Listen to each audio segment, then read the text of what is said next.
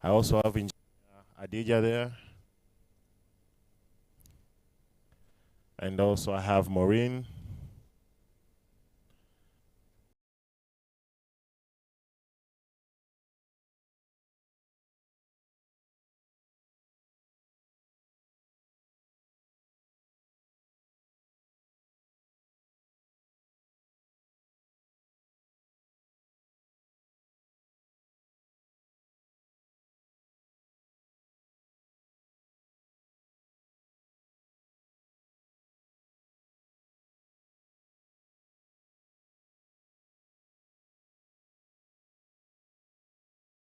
Come in. Maybe how many minutes will you be here? Because we have to start at 9:30. We have.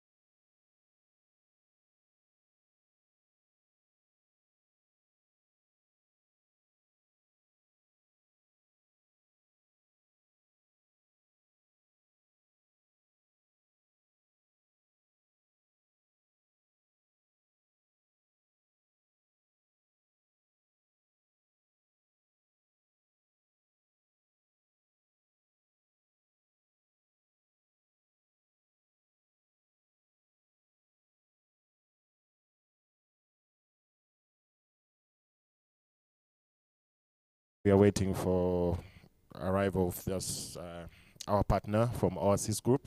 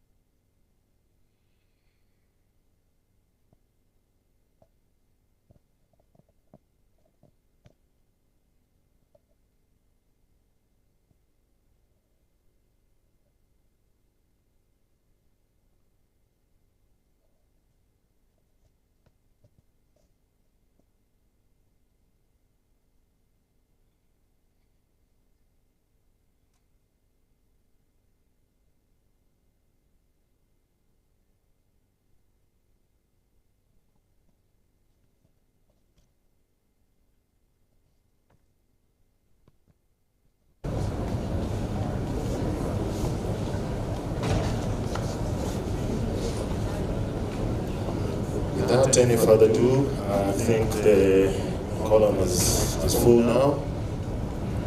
Our esteemed guests are here, so we can start our program. As you can see in front of you, that's our program. In the PowerPoint presentation you see in front of you, we have a tight schedule which will take us up to 2 p.m. today. And we have a panel discussion full of expertise from different sectors, from oil and gas, tourism, manufacturing, banking, finance. All the experts are here in this room. They'll have a deeper dive on these issues which are going to be presented. And then we're going to open the floor for further discussion. So without any further ado, I'd like to welcome Elbarik Sham, who is the country director for Trademark Africa, who is our partner and has been a wonderful partner to TPSF for quite some time now, supporting our programs and activities on the ground. And I'd like him to say some few remarks, just a token of appreciation, and to open the floor in the event and the dialogue to start. So, Elbarik Shami, welcome to the podium. Just a few remarks. You have 10 minutes. Karibu sana. Asante Semal. Good morning, colleagues. Habari asubuhi. How are you all here? Mnanisikia? I just want to make sure I'm not speaking to myself. Thank you so much for the opportunity to speak. My name is Elbarik Shami, Country Director, Trademark Africa, and as you know, Trademark Africa has been almost every place to support reform agenda to help countries trade, the East African countries, but African countries. You know, the agenda of trade, facilitating trade, regional trade, and helping countries in Africa to trade with the globe and increase participation of Africa in the global trade is a huge agenda. And indeed, we cannot focus on the regional dynamics if we are not adequately addressing internal reforms. So for countries to trade between themselves, the idea of having reforms within the country is inevitable, I would say. That being said, looking at conversations around how are we reforming fiscal agenda, tax regime and all, investment is prerequisite for increased trade.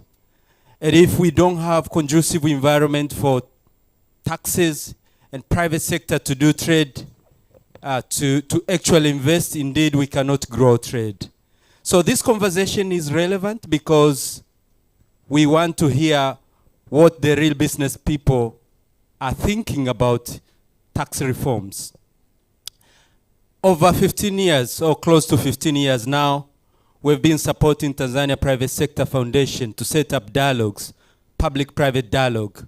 The idea is to open up conversation that can be listened to by the government, but not only listened to, but actually providing direction to which the private sector feels things needs to go towards. And we have seen a couple of achievements over the few years. We have seen the importance of having evidence-based advocacy and engagements. We are moving away from those days where private sector were advocating in a more, I would say, agendas that are not well backed up with data. And now the conversation is on because we are providing data, we are engaging the government. We are not only crying, but we are engaging. And that's the spirit. Trademark will keep on doing what it has been doing. We'll be listening to the partners and see the need to change our approaches as the need arises. But most importantly, how are we linking the interventions that we are doing internally with the regional dynamics? We are seeing a huge agenda on Africa Continental Free Trade Area, massive opportunities, market opportunities. We are seeing industries moving to member countries, adding values, and investors are actually sourcing raw materials from across the continent. But if the tax regime is not conducive enough, all those will not happen. Industrialization will not happen, jobs will not be created, and the economy will not grow. So this conversation is relevant, and we are here to just keep on supporting that. Thank you so much for listening. 10 minutes is a lot. Let me just end here because there's a lot more to come on. Asante sana. Thank you so much, El Bariki. A round of applause to El Bariki for those short but very clear words. I've picked some few. How do we harness the African continental trade area? How do we partner ourselves and do our intra-trade between amongst ourselves, African countries, given the fact of the Ahmed is centering it in the world at the moment with the global tariff, with the global war going on. So this is our time. So thank you so much, Elbarik, for those good words, but very keen and very essential to us as we dwell deep to this topic. And without any further ado, I would like to welcome Chief Executive Officer for Tanzania Private Sector Foundation, Mr. Raphael Maganga, to give us some his official opening and also some directive as we dwell deep to this event today. Welcome, Raphael.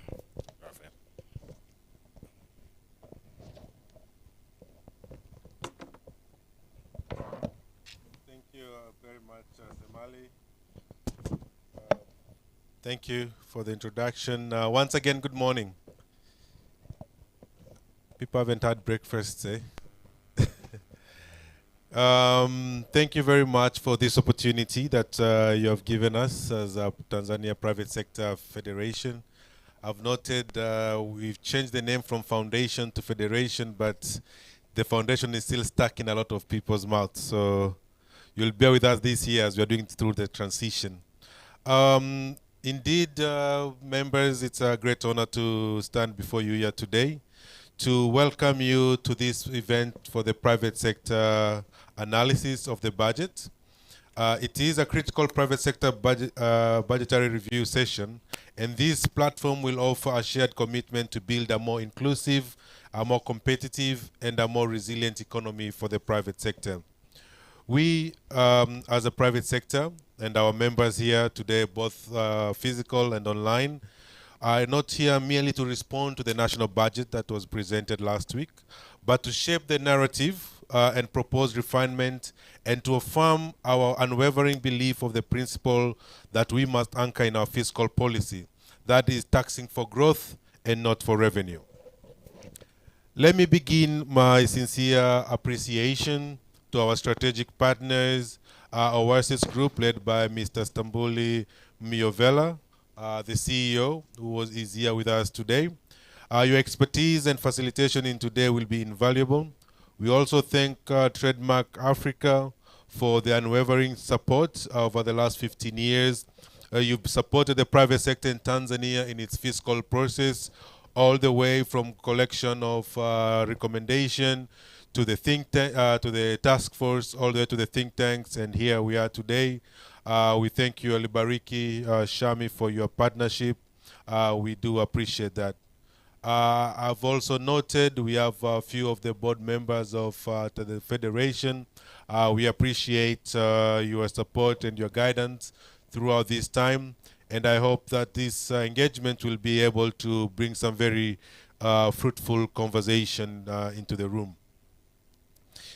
Dear members, the Tanzania Private Sector Federation, as an apex body for and focal point in Tanzania, has actively participated in critical fiscal platform this year. First, we were co-hosting the National Tax and Investment Dialogue that we did with the Ministry of Finance, and this was a national dialogue to collect issues at a national level. But before that, we went across the country in different regions to also collect some of the tax proposals from different businesses across the country. We were also able to contribute to the Ministry of Finance Task Force for Tax Reform in Dodoma for a period of 4 months. We were there with different sectors and different associations, all this aimed at ensuring that the voice of the private sector is heard. We further presented the private sector view on the Finance Act at the Parliamentary Budget Committee. Then we did participate at the tax policy think tank that was chaired by the Honorable Minister of Finance some 2 weeks ago. And we've been able to continue engaging in different platforms to ensure that we have the voice of the private sector in each avenue that we are able to access. These engagements are testament to our collective resolve to creating a taxation framework that supports investments, innovation, formalization, and sustainable development. Through your invaluable contribution, TPSF has advocated for several tax reforms and non-tax reforms proposals cutting across major sectors that are aimed at achieving the following objectives. One is to boost domestic production and boost the agriculture sector. We've seen that by the tax exemption for farmers, removing VAT on agri-chemicals, locally produced fertilizers, and edible oils, amongst others. But we've also seen this in the textile sector, where we have seen a zero VAT on garments that are produced locally by using local produced cotton. Secondly, we've supported local producers and industries. The recent adjustment to excise duties to maintain local production, to maintain and grow local production is critical, ensuring that we protect our local industries, but also boost local jobs in the country. Third, we've pushed for promoting a fair and transparent tax systems. Fourth, we've pushed for simplifying our tax compliance that has been burdening the private sector for very long. Five is we've pushed for broadening the tax base and formalizing the informal sector, but also growing the tax base, meaning that we should reduce the burden for the industries and the sectors that every year we see the same are being burdened with tax in different avenues. So that is an area that we continue pushing. And six, we push for clean energy transition, and hence we're seeing VAT exemptions in certain CNG stations, cooking gas cylinders, amongst others. Now, members, as we look and reflect on the budget for 2025-2026, the government did propose a 56.49 trillion budget, which is a 14% increase from the previous budget. We do, as a private sector, applaud the ambition and the various reforms geared towards local production, agricultural growth, energy transitions, and tax simplification.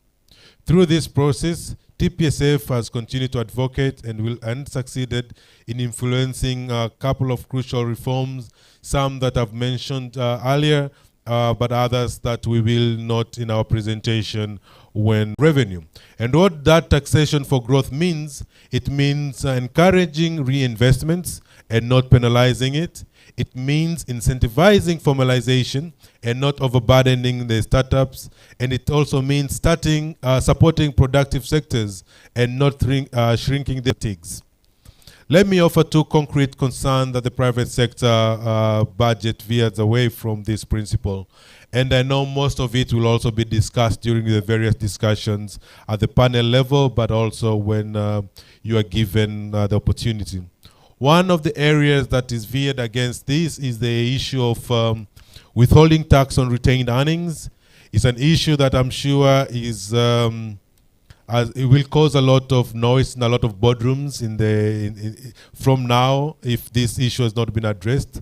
The proposal to introduce a 10% withholding tax on retained earnings after 6 months is counterproductive to the big efforts. Retained earnings are a key to reinvestment. Retained earnings are a key reinvestment tool. In jurisdictions such as the UK, US, Kenya, South Africa, these are not taxed unless they are being distributed. And we urge the government to exclude reinvestment earnings in productive assets, or to reduce actually it was just to exclude reinvestment earnings from such withholding tax.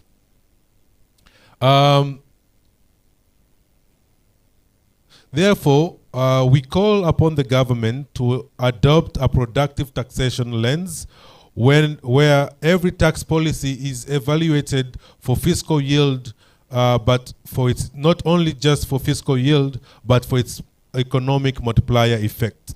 Let's adopt a forward-looking approach that will prioritize predictability over unpredictability, encourages domestic capital formation, avoids policy reversal that weaken investors' confidence, and supports formalization of informal enterprises through incentive-driven frameworks. Dear members and colleagues, as I conclude, today's discussion is not just merely on numbers, but they are about national transformation.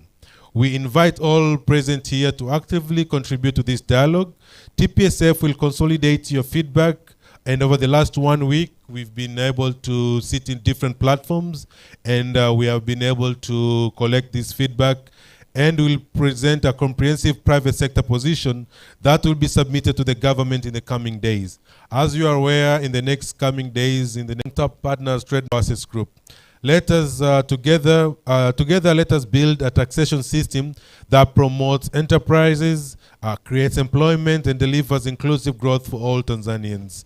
I wish you all a productive and engagement sessions, and I hope this will form a basis of our discussion today and not limit ourselves to just merely the revenue collection that the government has proposed, but more so on the recommendations that we want to put forward.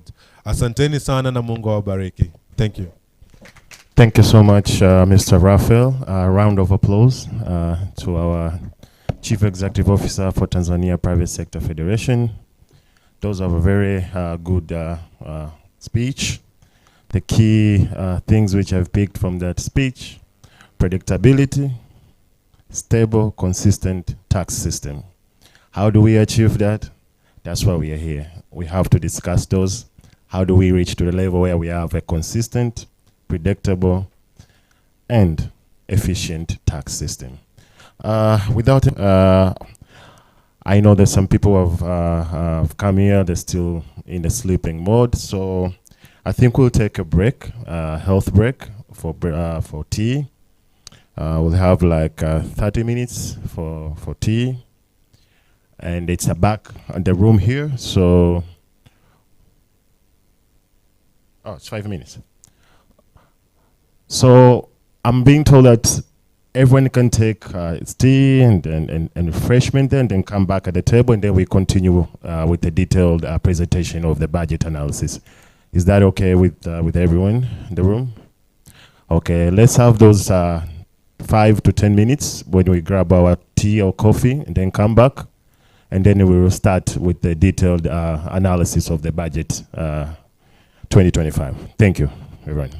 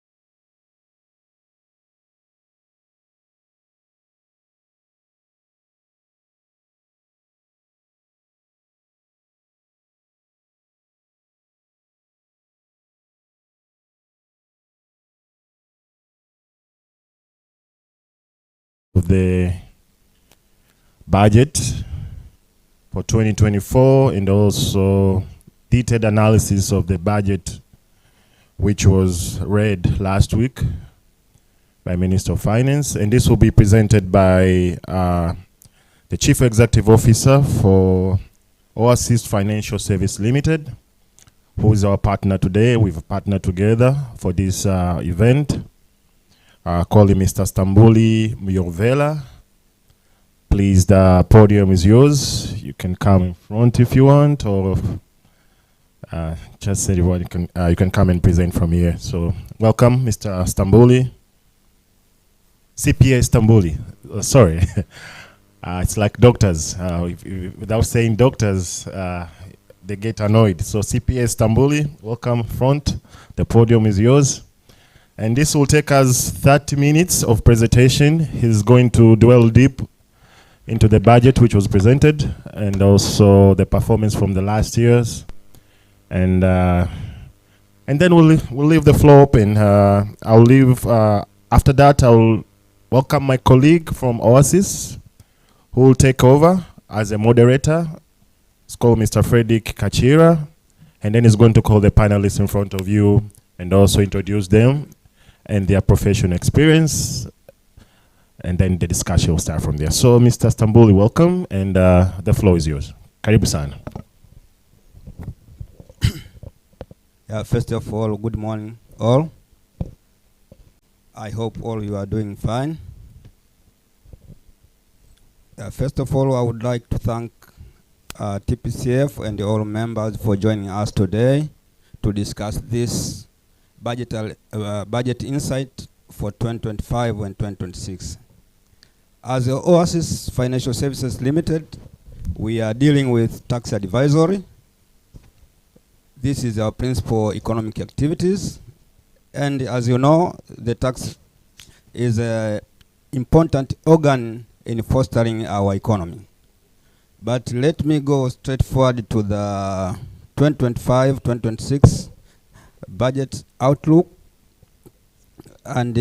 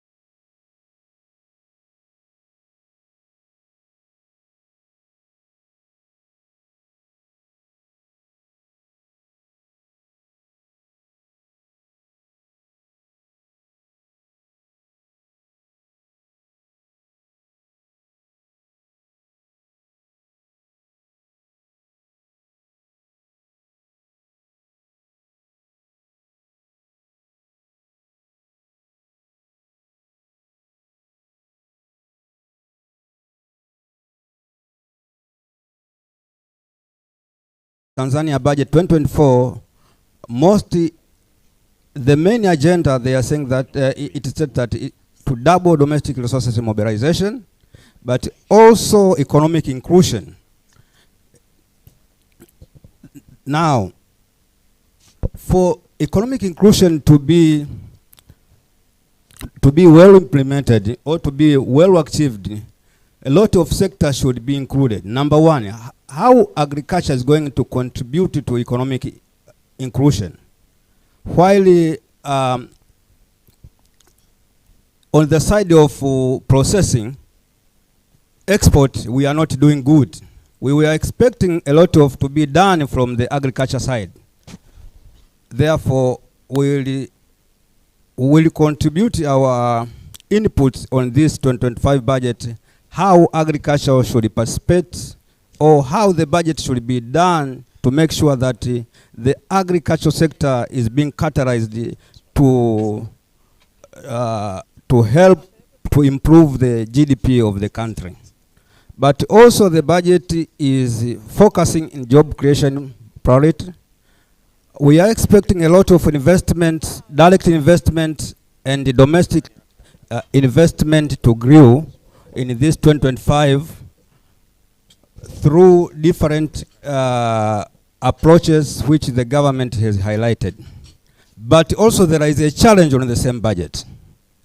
Like when you are saying that you are putting 10% on retaining earnings, what is going to impact the investment? That means indirectly we are encouraging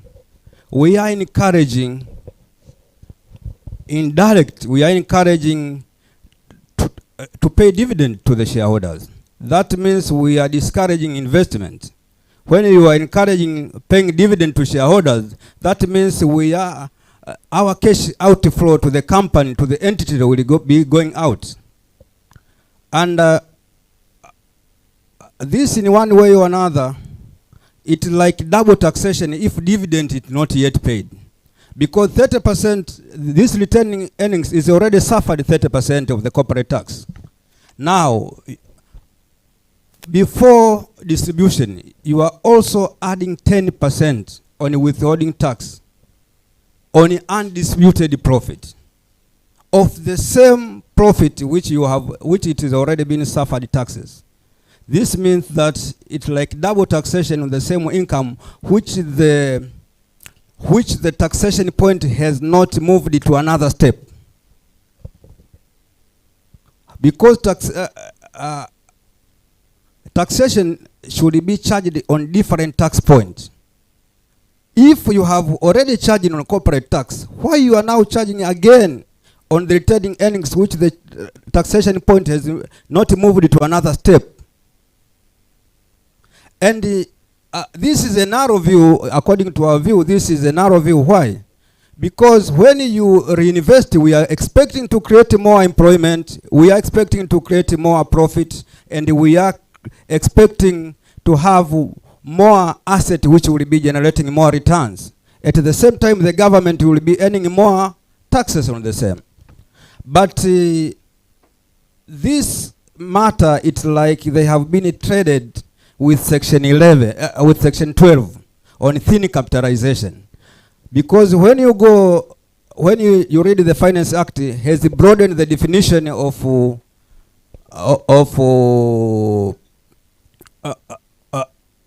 capital to include retaining earnings now. And this section, it has been affected a lot of financial institutions in recent. As you know, banks like NMB, they have a lot of retaining earnings, but also they were forced to pay a lot of taxes, or they are supposed to pay a lot of taxes by considering this definition of thin capitalization, which before it was excluding retaining earnings and the paid up share premium. Therefore, we'll discuss more in the coming section, but this is our highlight as the tax consultants, that adding more taxes on retaining earnings, on mining, like in mining, we have seen that in the construction and mining, there is also uplift of withholding tax from 10 to 10%. And this also it should be clearly discussed and overlooked, because when you look into detail, you will note that in mining, this professional services, it was final withholding tax. Therefore, according to the budget insight, they are saying that, they are arguing that it has considered the inflation rate. But inflation rate, which we consider, that means we double the tax rate from 5 to 10. And also, is it going to be viable to all stakeholders? Also, this should be point of discussion in the coming discussion. Therefore,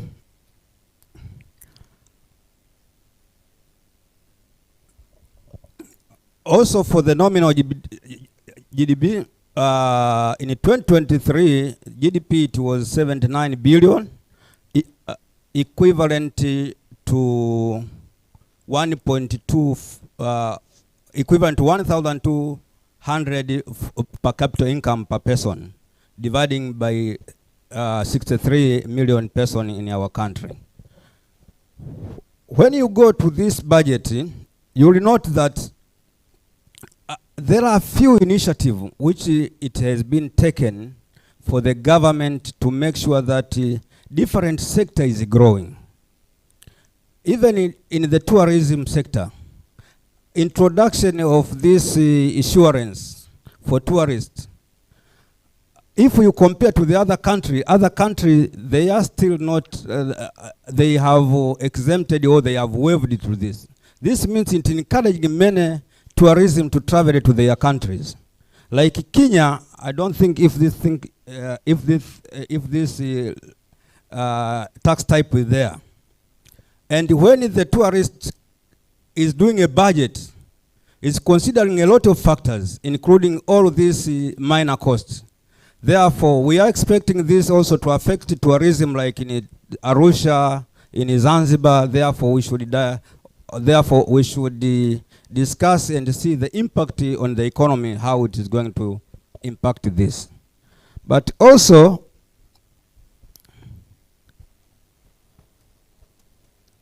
now let us go straight to the introduction of this,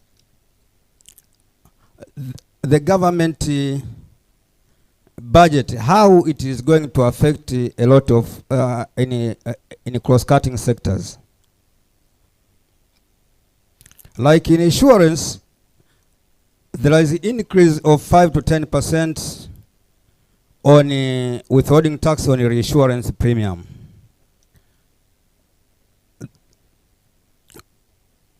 This rate also, it may affect the growth of insurance sector in the economy. But also the alternative minimum tax, it has been raised from 0.5 to 1%. That means it has been doubled. This is a cost to the company. Assume the company is making a loss, and you are still charging alternative minimum tax 1%. Assume the oil marketing company, which is producing 1 trillion turnover, because this is charged on turnover. 1 trillion turnover, 1%, we are it is about 1 billion.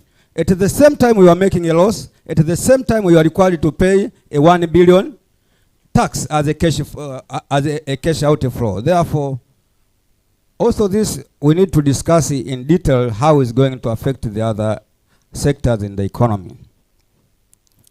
I have already discussed the professional services on the extractive sector, but also issue of the VAT. The introduction of 3% to withhold VAT, this is a challenging to the tax system. As you know, particularly the construction sector, they have been paid after 3 to 5 years. Now, this budget has not stated at what point we should pay, during raising of the invoice or during when the payment is done. But according to the VAT, we are paying VAT upon raising of the invoice or upon delivery of goods or upon signing of the contract. That means when you will not look into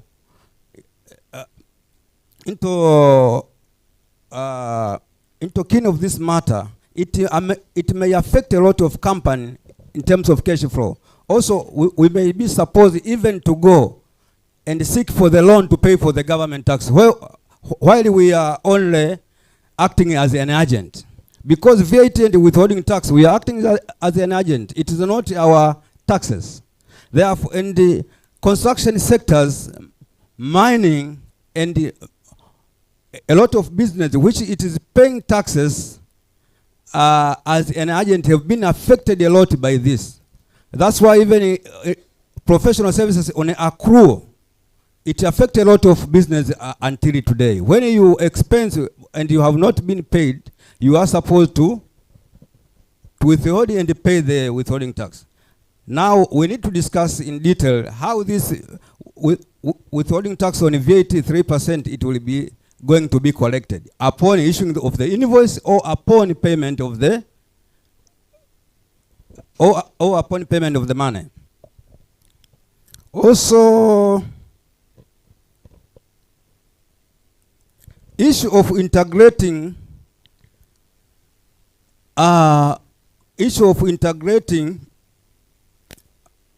according to Tax Administration Act, they did some amendment that we should integrate our company invoicing system and the TRA system. Currently we are using EFD, which the same we have, it's like we have automated. Therefore, we have been asking ourselves, we are linking or we are integrating with our CAP system, Oracle, or Tally, or what with TRA. Also, this should be clear during discussing with this. Also, the government should give us the clear applicability of this section, that how we are going to integrate. We are going to integrate directly with the system, or how, and for what companies, and which company are eligible for integration of the system. As you can know, as you can understand that there are also some very small companies in our country which are not using the system. They are only using Excel sheet, and Excel sheet is not part of the system. How they are going to integrate? And the other, they have a turnover up to 10, 15, 20 billion, but they have not. They are not using any system, online system. They are using only Excel sheet. How are we going to integrate this system with this proposed amendment of the law? But also issue of reducing VAT rate from 16% for online business to consumer. It's also part of the inclusion to the government that they want a lot of community or a lot of Tanzania to participate using e-mobile, which is a good idea, that they are going to reduce a use of bulk or hard cash in the economy. But also how they are going to track and trace that this payment, it was online and this it was not online, for us to benefit from this 16% of using online services. This will be also issue of the, during audit, it may pose some challenges. Number 3, this mandatory system integration I have already explained. Waiver of tax deposit requirement. This has been facing us for a lot of time. This is a big challenge to us. If we assume that we are going to object at the last day of lodging the objection, which will be 13th, we are going to object in the last objecting day, which is 30th. Now, if the commissioner will reject our waiver, is our objection going to be admitted or no? Assume tunaloji tarehe 30 hii objection yetu, na umeomba less amount tarehe hiyo 30.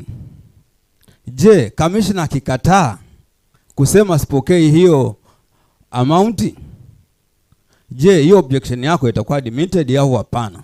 Therefore, the law also should make clarification on this, that if the commissioner will reject the less amount, how the objection is going to be treated in terms of admissions. Therefore, yeah, other issues let us discuss during the dialogue, but I was just highlighting different areas which I need this, which I have seen it is better for us, both of us, to discuss in this dialogue. Thank you very much. A round of applause to Mr. Stambuli for his deliberate and detailed analysis of the budget. I think the PowerPoint presentation will be shared to all the delegates here afterwards, because we have your attendance lists and your emails. We'll send this to you so that you can have a copy of it as your reference, or the things which he discussed. So without any further ado, I would like to welcome my colleague, Mr. Frederick Kachira, who will take over now for high-level panel discussion. So we have like 2 groups. He'll explain into details about those 2 groups, and also welcoming the panelists on the podium. Mr. Frederick, here's the mic.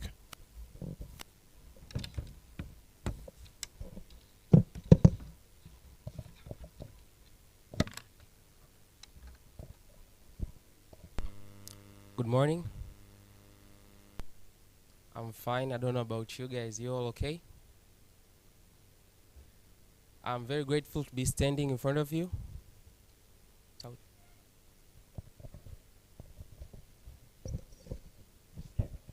Can you hear me now?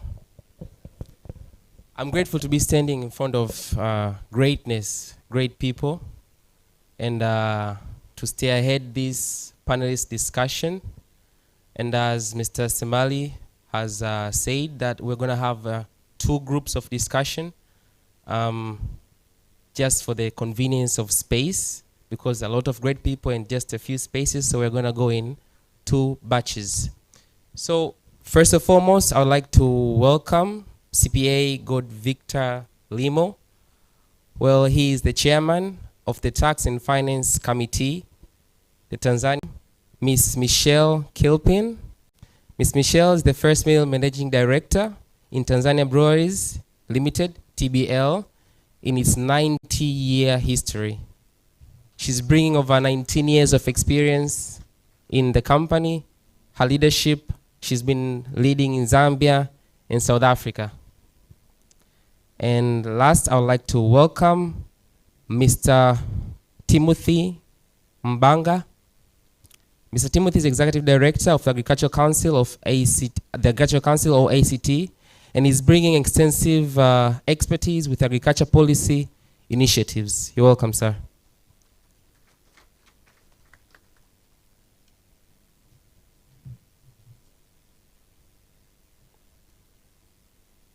This reminds me of my days in school, where the teacher will call us in front and ask each one of us questions, and we'll be nervous. Well, I hope they're not nervous. Well, I'll go straight to the point, and I'll speak with Mr. CPA God Victor Limo. Well, the budget now limits how much of past losses mining companies can use to reduce or offset against their taxable profits, dropping it from 70 to 60%. Do you think this will affect how investors view long-term mining projects in Tanzania? Yeah, thank you very much. And yeah, no, in terms of the perception, of course, every taxpayer would really want to see certainty, you know, for their businesses and for the policies that are in place at any moment. However, looking at the proposed change, there are a number of things that you pick from the change. One, as much as the restriction is coming into play, it does not take away, you know, your right to still carry forward your other losses which you're not going to be using. Yes, there's a restriction. So in the short term, we expect some shocks, but in the long term, you still be able to recover whatever was restricted, which is also, you know, a good thing. Of course, we all know the government is seeking to, you know, fast-track payment of taxes for profitable companies. by restricting, the utilization of the losses against your future profits. That is well understood, and we expect some, short-term shocks for the business. But with time, I'm sure these will be accommodated with the companies, and they will still be able to, offset, their carry forward losses into the longer future. So in terms of the impact, yes, in the short term, but in the long term, it's something that will still be accommodated by the businesses. And the good thing is that, the losses have not been fully taken away from the companies. That's a good thing. Yep. Well, thank you for that. So, is there any other area of interest that you have taken note in the budget concerning the area of expertise? In terms of mining, yes, there are a couple of issues, and CPS Tambuli has actually raised a couple. One is the increase of management and technical services from 5% to 10%. As you know, the extractive sector actually employs quite a lot of contractors. And, we tap into a lot of resources in terms of management and technical services. So this is an area where there is a lot of spending. And with this increase, we do expect an increase in cost of doing business for the sector. Because at the end of the day, the contractor, whoever gives you the service, will pass on the cost back to you. So in a way, you still end up carrying that cost. So it's going to increase that cost. But we've also witnessed another increase in terms of a new levy, which is proposed to go to the AIDS Trust Fund and the universal health care, I think of 0.1%. This is almost like another, addition to the royalty. So you've got to 0.1% on the gross value of your products, of the minerals that are being produced. So we see this as an increase. And it's going to increase, the cost of production. But again, we also need to look at how competitive do we position ourselves as a country, against other peer countries in Africa who are also having, the same minerals and who are attracting the same dollars into their economy. So these are parameters we need to look at and, of course, evaluate going forward. But also there are other issues. I think we've also witnessed an increase of fuel levy by 10 shillings per litre on petrol, diesel and kerosene. This is not only going to be impacting on the mining sector, it's also going to be impacting us as individuals sitting in this room. The mining sector, as you all know, most of these companies are located in very rural, areas where you don't have the right infrastructure. We are glad that we have the Mwalimu Nyerere hydropower project, which has brought a lot of power into the grid, but we still need the proper infrastructure. So even with the increase in terms of megawatts that are in the grid, the infrastructure is still not able to support fully. So companies are still dependent on, power generation on generators, standby, and because of the reliability as well. So this is going to increase cost in terms of power production for most of these companies. But the companies also in the extractive sector, they rely so much on heavy mining equipment and other mobile equipment, plants, electric plants, power generators for power in the remote areas which use diesel. So this is also going to increase, the cost for these companies. But also, one thing also that Sambuli did raise is on the retained earnings, the broadening of the equity definition to include the retained earnings. And for us, more is on the tax, on the withholding tax on the retained earnings. I think this is going to be a big blow because everybody would expect that from the retained earnings, you would want to reinvest that money, put it back, plow it back, increase your production, expand your mining, exercise. So with this increase in terms of, with this new introduction of withholding tax, this is going to be a drawback for also the sector going forward. So we do expect that there'll be more engagements with the relevant ministry through the TPSF, just to make sure that we rationalize it and make sure that we don't get a significant impact. As we know, the mining sector in this country, it is still developing. We're still not yet there. We expect to be bigger in the sector and the economy. You've seen from the statistics from the GDP, bigger contributors, mining and quarrying contributed 10.1%. we would expect this number to be even bigger if we are able to position our country competitively and attract more capital into the country. We still have a number of big projects that have not taken off. It's unfortunate that we didn't see some of the critical proposals that TPSF took to the ministry that would have expected to unlock, the sector. For example, we've been talking about Section 56 of the Income Tax Act on the underlying control, which triggers, capital gains tax, where you have got investments flowing into your business that affects your underlying control by more than 51%. We would have expected this to be dealt with, and this would have actually opened up more bigger projects that are in the pipeline, the likes of Kabanga Nickel, the likes of the graphite companies that are coming up in the critical mineral areas, but this was not, covered at all. So we still think that we still have room to make more improvements in terms of advising the government through the TPSF to make sure that we get the best out of this proposal. Let me stop there, and I'll contribute more if the time allows. Thank you. Thank you, Mr. Godfrey. I was hoping you'd save some explanation for Mr. Raphael Mugaya, who is actually going to speak about the withholding tax on professional and management services in the extractive sector. Well, to add up from where Mr. Stambuli and Mr. Godfrey has spoken, in your view, is this just a move to widen the tax base, or is it a signal that Tanzania has now enough local expertise to take on these high-level roles? Thank you.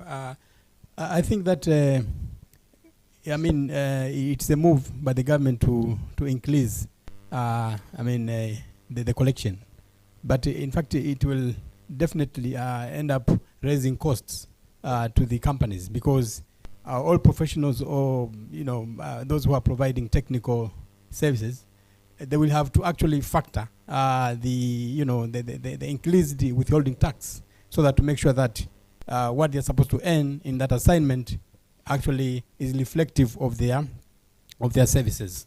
So, but I don't think that it is the signal that the country now has a lot of experts, because it should be otherwise. Because if you have a lot of experts, that means you have a wider tax base. Therefore, we would see the government reducing the withholding tax. So the fact that the government is increasing the withholding tax, that means obviously is trying to collect more from the same number of people.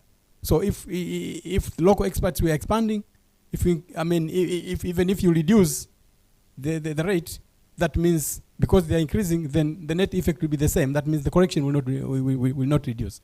But for us as oil marketing companies, we have noted other proposals within the budget, which actually I think they need to be looked at. For instance, the issue of AMT, alternative minimum tax. Historically, it used to be 0.3%. And then I think 1 year ago, it increased to 0.5. And now it's 1%. So as my colleague have said, this will definitely add cost to the companies. But for us as oil marketing companies that are regulated, we are supposed to be looked at very differently, because, and of course, we engaged with the Minister of Finance last year. We are yet to get the response, but the fact is, if you look at how the petroleum importation and distribution is regulated, almost 1/3 of the prices that the end consumer pays are taxes. So when the liter of fuel arrives at the port, it can be around 1,500 shillings, 1,500 shillings. After that, you add government taxes, and then you add the statutory margin of the oil marketing company, the OMC, and the retailer. So for the OMCs, their statutory margin, the gross margin, is 123 for each liter. Now, for them, if you are saying that, okay, the alternative minimum tax should apply on gross, that means OMCs will be paying, taxes on top of taxes. I think you get what I mean. So in other countries, what they're doing, actually the alternative minimum tax applies only to the regulated margin, the gross margin. That means the 123. that is the one that is supposed to be actually taxed as a alternative minimum tax. So we of course we have engaged with the government. We are waiting for the response. But before we are waiting for the response, the rate has already changed. So we are going to see how that develops. The other thing is on increase of, addition of a fuel levy on a liter. As I said, I think the petroleum product is one of the most taxed product in the country. Now, adding more tax, even if it's small, I think it's not something good, because first of all, as my colleague said, because at the end of the day, it's the end consumer who is going to pay, and also we know that fuel is critical for any economy, so that means the higher the cost is gonna actually have the domino effect to all other sectors. So I think that the government is collecting a lot of taxes from the oil, from the petroleum industry. I think the prudent means, honestly, would be to consider reducing rather than increasing. Yeah. So, but of course, it's not all doom and gloom. We have noted that there is a decrease in service levy from 0.3% to 0.225%. That is something good, is commendable, because you might think it's a small amount, but if you look at the grand scale of things, because that's on gross, yeah. So that's a lot. That's a lot of relief. So I think that is something that really need to be commended. It's a positive move. Thank you. Welcome, sir. Well, that is it from the two experts in oil and marketing companies.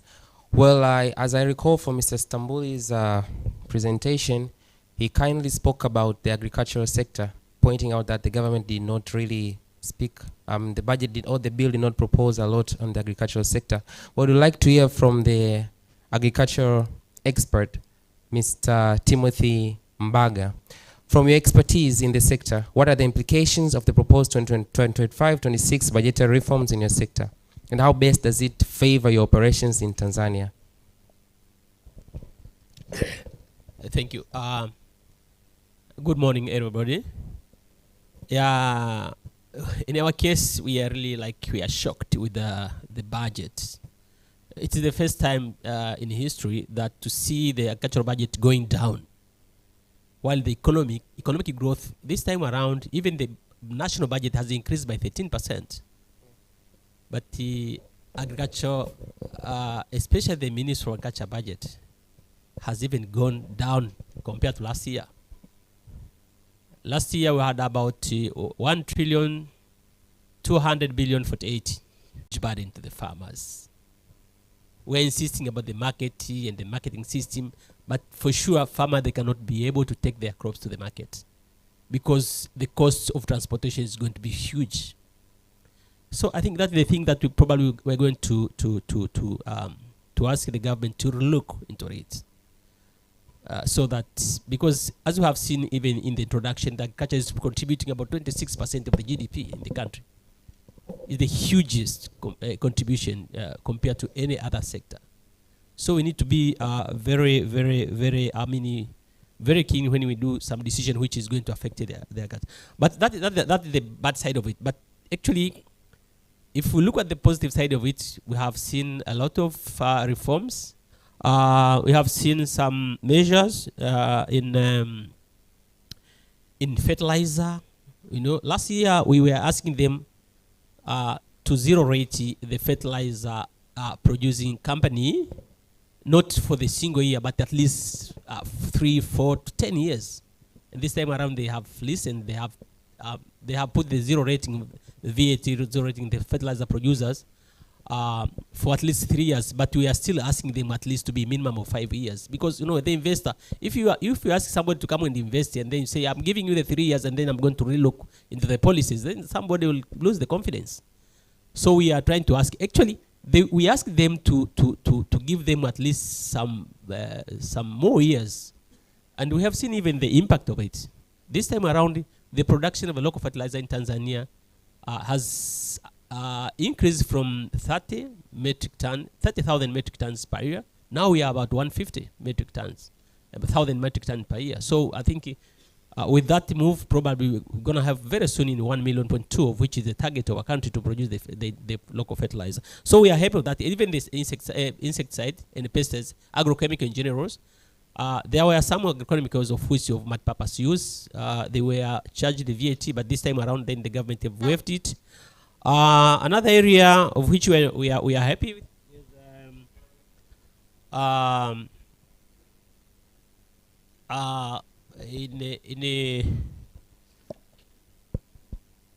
in edible oil, of course, they have decided to still protect the local production, and they put more import tariff on it.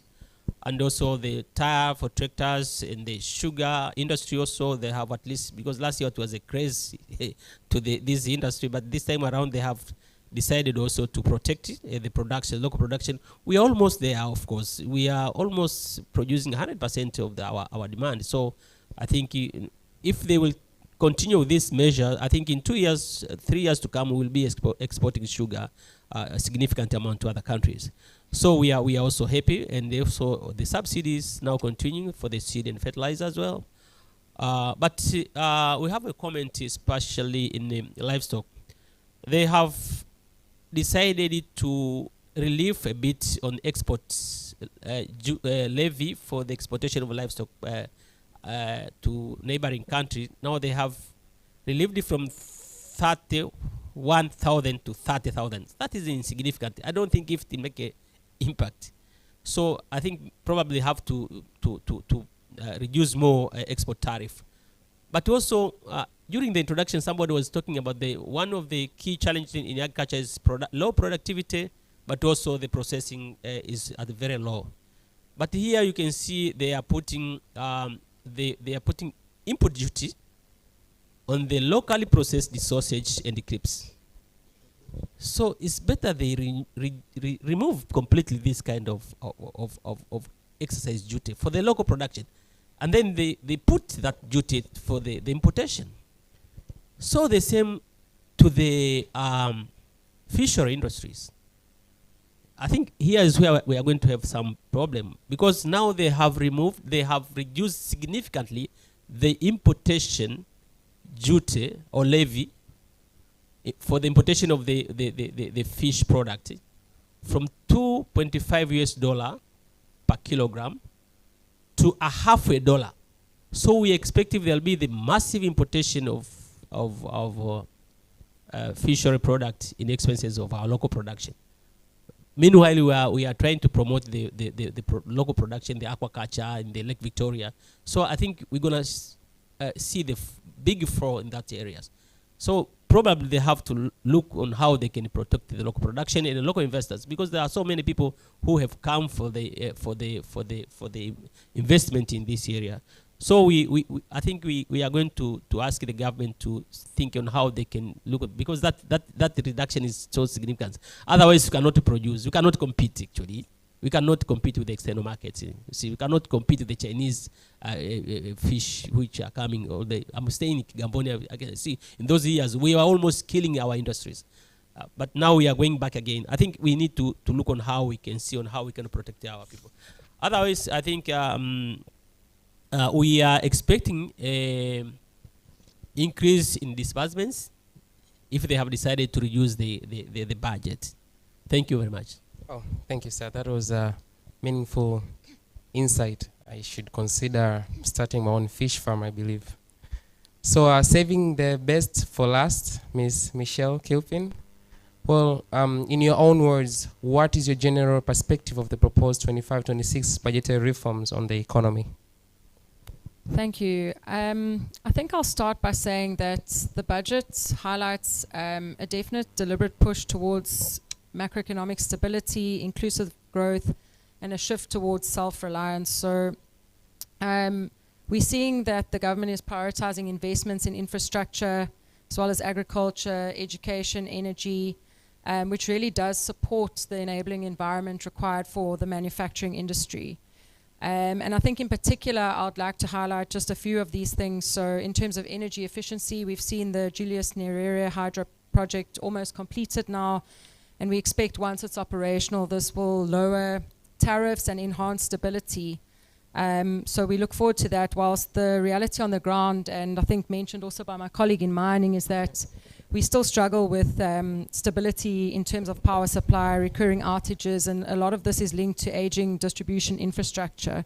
So we would, advocate that bridging this gap would remain a priority for the government. We've also seen investment in infrastructure projects relating to transport and logistics. The SGR rail that is now operational and extensions still being built. New bridges like the JP Magufuli Bridge in the Lake Zone, which has just been commissioned. Rural roads, BRT, etc. So there's a lot of work ongoing, and these infrastructure development projects really help lower transit times, streamline logistics, and cut freight costs for businesses like ours that need to move products across the country. We've also seen that the budget emphasizes local manufacturing, so local raw material sourcing and value addition, specific. I think we already mentioned some of them in the agri space around sugar. We've seen fertilizers, cement, iron sheets, those kind of things, which, support development from an agriculture perspective, and also for us as an agri-processor, vital steps that we need to see taken. So I think overall, macroeconomic stability with a consistent GDP growth, stable inflation and currency are really important factors that help the business environment and encourage medium and long-term industrial investments. If I can take it a little bit closer to home, though, talking about the alcohol industry specifically, we've seen a couple of wins and losses. I think somebody mentioned that term earlier in the budget.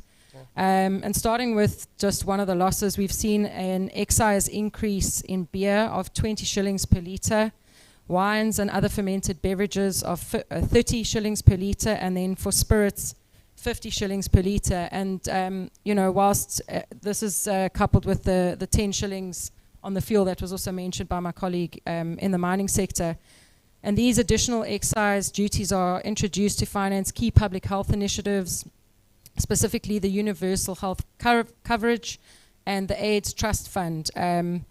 And I think that these are important, socially important initiatives, but they do have an impact on the alcohol industry. And this impact would include, this is an approximate 2 to 3% increase in the excise tax burden that we already carry across various alcoholic beverage categories. And this puts pressure on retail prices. So if companies are not able to absorb these increases, it means that these costs will be passed on to consumers. And whilst we operate in a very price-sensitive market, the unintended consequence of something like this is that consumers could move away from compliant and quality alcohol sources and actually into illicit and uncompliant sources of alcohol, which has a number of impacts. One, reducing the actual tax revenue that comes from the industry. And secondly, this could place additional burden on the health sector and public health. So those are things, that really need to be watched out for. I think also if companies are able to absorb these increases, it just means that it's going to impact the net profit, and at the end of the day, the company income tax, could end up going down. So I think that, increases like this that are outside of the agreed 3-year excise calendar also really introduce uncertainty into business planning and may really deter further investment from the industry, especially in local innovation and product development. So that was quite a big one. I think some of the other things we had, as I said, some wins. So neutral spirit relief, there was a change in the rate in terms of the imported ethyl alcohol was reduced from 7,000 to 5,000 shillings per litre, and then locally sourced ethyl alcohol reduced from 5,000 to 4,000. So this is a positive step, helping to, I guess, to reduce the impact on cash flow of spirit manufacturers. Although I really think that this is a good initiative, and it really helps to reduce the impact of smuggled and under declaration of excise at the packaged point in time of spirits manufacturers. So I think on the whole it's a positive step. We also saw the removal of loading and offloading fees by local government authorities. This is very positive. You know, it became a bit of a burden, and it reduces friction for us along the supply chain, as well as the cost for most FMC manufacturers who, you know, have frequent inter-regional movements of both raw materials and finished goods. I want to add my voice to the tax on retained earnings issue. I think, you know, this really, as has already been said, but I'll say it again, it discourages manufacturing companies from reinvesting profits into expansion in the business, in innovation, in upgrading equipment, and reduces the funds available for internal growth, which, you know, investments like this obviously add to local sourcing initiatives, add to job creation and all of those kind of things. So there's a knock-on effect there.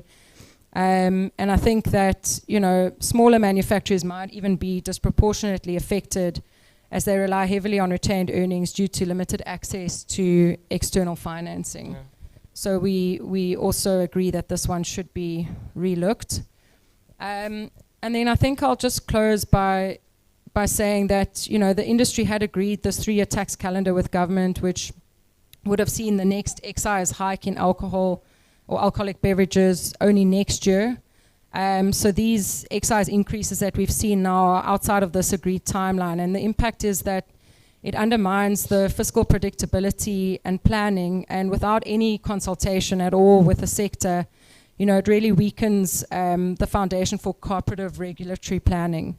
So whilst the budget offers a constructive direction for Tanzania's industrialization and self-reliance goals, you know, we really would like to urge the government to honor the commitment of a stable multi-year excise calendar, as this really enhances investor confidence and allows strategic planning and capital deployment by companies such as TBL, as well as other companies in the industry. And we really advocate for effective and continued stakeholder engagement. Public-private dialogue is so important. So we really think that it's essential for that to continue, that we engage with the public sector on a number of these matters and continue advocating for evidence-based fiscal policies to support economic growth. Thank you. Oh, thank you. You actually answered the question I was about to ask you.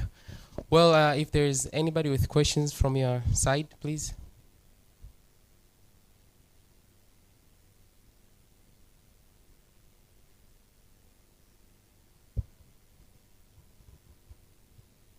Any questions?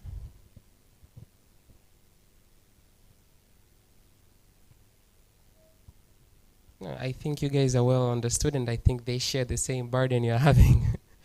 Well, thank you. Round of applause for them as they go back to their seats, please.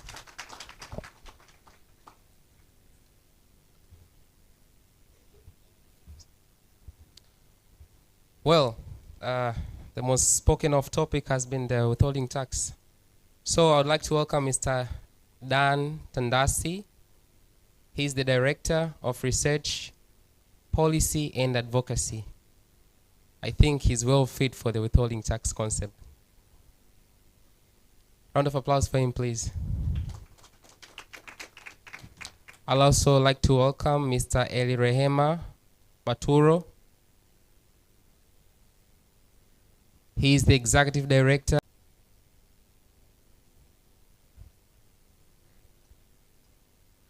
Well, I hope she makes it in time for this discussion.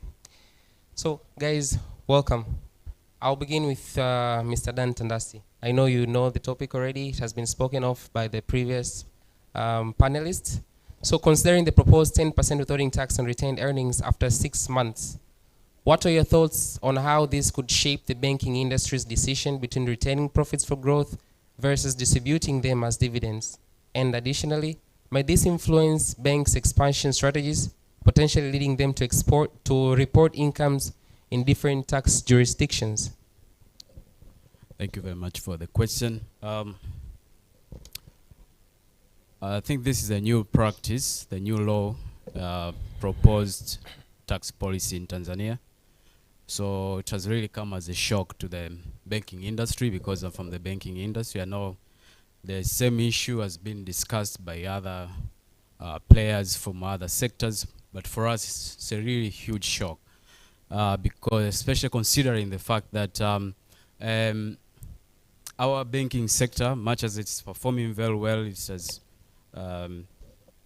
been very significant in terms of contributing to economic development of this country by facilitating credit to the private sector, which is doing very well, and it's been really a performing sector, both in terms of profitability and in terms of tax revenue contribution. Now, for the banking industry, the retained earnings are quite crucial to ensure that the funds are available for investment and facilitating further investment to enable digital innovation, but to also subsidize some of the costs for the final consumers, really to facilitate the other economic activities in the economy. So with this introduction of 10% withholding tax on retained earning, I think it's like a country trying to do that which it shouldn't do, that is penalizing its future. Because financial inclusion is around 22%. And we've got aspirations to perhaps make it go up to around 50%. I'm talking about financial inclusion through the banking industry, which is the formal financial system. So we've got huge cash going through the economy because the economy is still cash-based, and you've got aspirations very much stipulated in the Financial Sector Development Master Plan. You want to ensure that at least every Tanzanian has a bank account and is actually using the bank account. So policies such as this one really sort of counterproductive. They're against the bigger goals that we want to achieve. So I think it's a punitive tax policy, it's a bad tax policy, and I think there is a lot of engagement that have to be done to ensure that we are not only creating a business-friendly policy regime, but we can make Tanzania attractive for investment, both for domestic investors but foreign investors. I don't think we are portraying a very positive image out there when we come up with, in the name of trying to be innovative in terms of coming up with some new tax options, but we are adding taxes that are unprecedented. Given the nature of our economies, this is not a very good policy.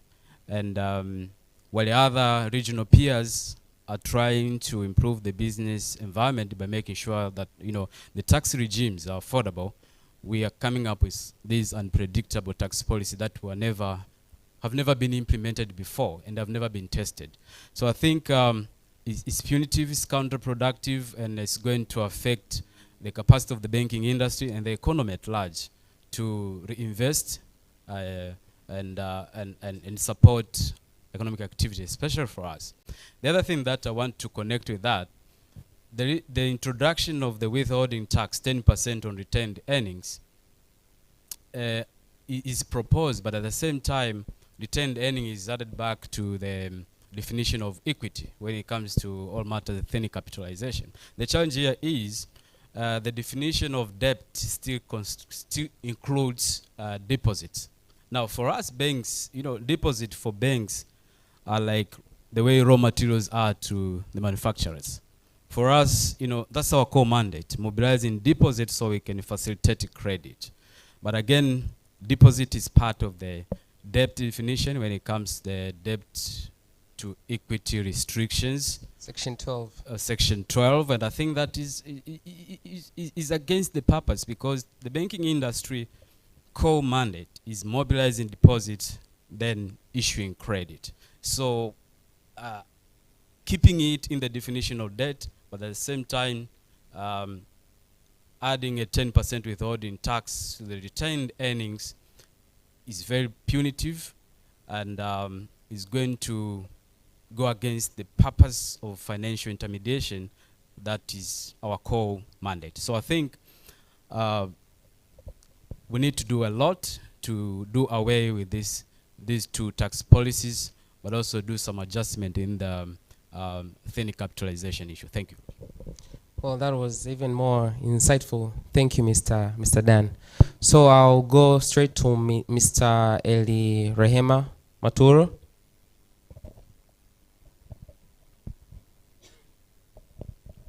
Thank you very much. My name is Eli Rehema Maturo. I'm from the Tanzania Association of Tour Operators. My insights regarding the budget. For us in the tourism sector, actually, we have a couple of positive things and a couple of issues that we have observed in this budget. We have seen that the government is focusing on investing in infrastructure. Some of the airports are going to be expanded, are going to be renovated.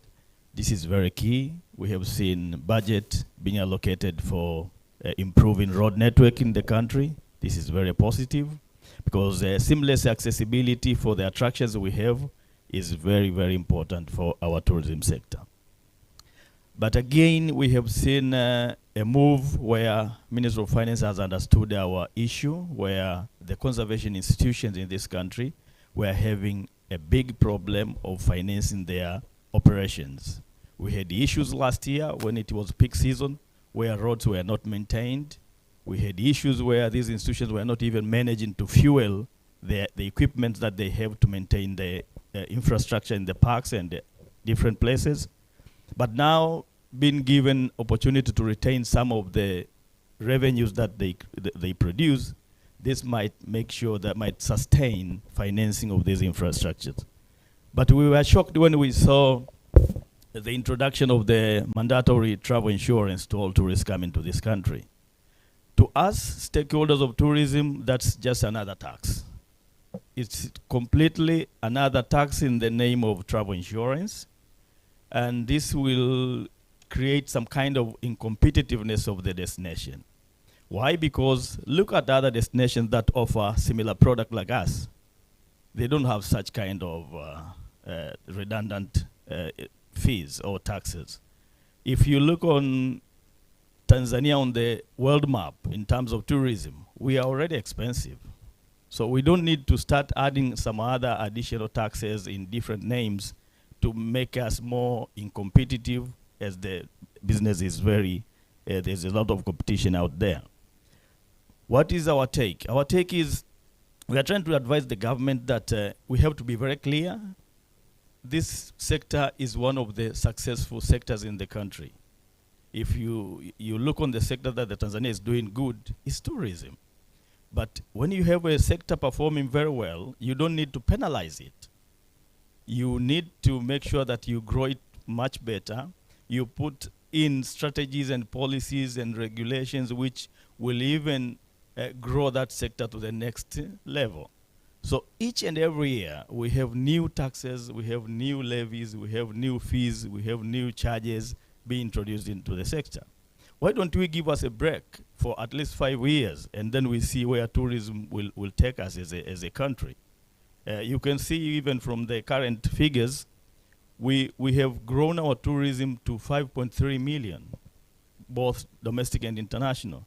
But we have ended this country $3.9 billion US dollars. This is a commendable achievement. But let's then see how we make this sector more impactful to the employment. But again, look here. Tourism is one of the sectors that has the longest value chain. Look on the value chain and improve each and every area to improve its potential. See how tourism can help the farmers more. See how tourism can help aquaculture. See how tourism can help the livestock keepers, because it has that potential of sourcing those supplies and creating market for different products that we have in the country. Let's see how tourism can support even the people who are doing the improving products or improving the quality of different things that are in our country. So to make it, to summarize, I think the country has to invest more in diversifying the tourism. We have only the north and Zanzibar that is very well performing, but the rest of the areas are empty. Look in the southern Tanzania. Look on the western Tanzania. We really need policies and strategies to see how we take further tourism, diversify, and intensify in the areas where we are doing better, and improve the governance of the resources and everything that is within that sector. Thank you. Oh, thank you a lot, sir, for your insights. So that is Dr. Majuma. Thank you, Dr. Majuma Hamza. Well, in your own words, what is your take on the proposed budget?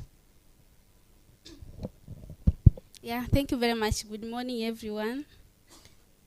Sorry for coming late. I had another meeting relating to this. Yeah, I know I'm representing women across all sectors of the economy. And in this room, I know there are already some other presentation from other institutions which are representing specific sectors like agriculture. Maybe they have already presented some of the things that I'm going to also share as our takeaway from the government proposed reforms from the budget of 2025-2026. Yeah, I will just mention a few things, and then some of the other things. Maybe I'll share the analysis that we have conducted in relation to gender budgeting analysis. So the first thing that we really recognize from the proposed reforms is on the agriculture sector, and then we have seen the local manufactured fertilizers. Now it's rated 0 VAT, and for us this is also still a good news, because now we already have, not only for the big companies which are manufacturing fertilizers here in Tanzania, but we also have women who are championing green transition across the country. They are also making this we call, I think this is those who are doing recycling, for example, using the local materials to make fertilizers, which are also used in the agriculture sector. So we see this is one of the initiatives which is going to boost the food security, but also encouraging the issue of green transition in the country, as we are currently also champion the issue of reducing the issue of climate change. But also another thing I would like to point out is the issue of double refined edible oil. Now the government has introduced the VAT exemption, but under this we request for 0 VAT, because we know the implication of this. The cost of the oil within the country might increase, because when you talk about exemption, you still have to request for the approval from the government. But if it is 0 VAT, then that is purely 0. So we request that when the government is going to wind up the budget, then they have to amend this. The third thing I would like to talk about is the e-commerce issues. We have many members who are now doing their business by using digital platforms. We have seen the reduction of compliance for those who are using e-commerce platforms from 18% to 16%. I think this is a good way to go. We appreciate for that government proposal.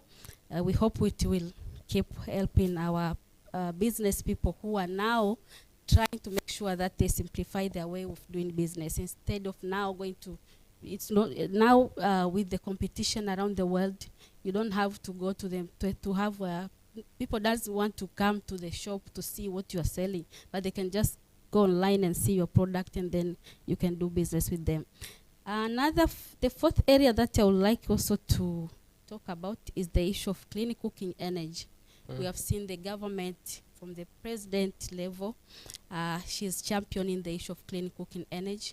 We know in business, women have a very limited time to participate in business, at the same time to participate in the economic activities. But having by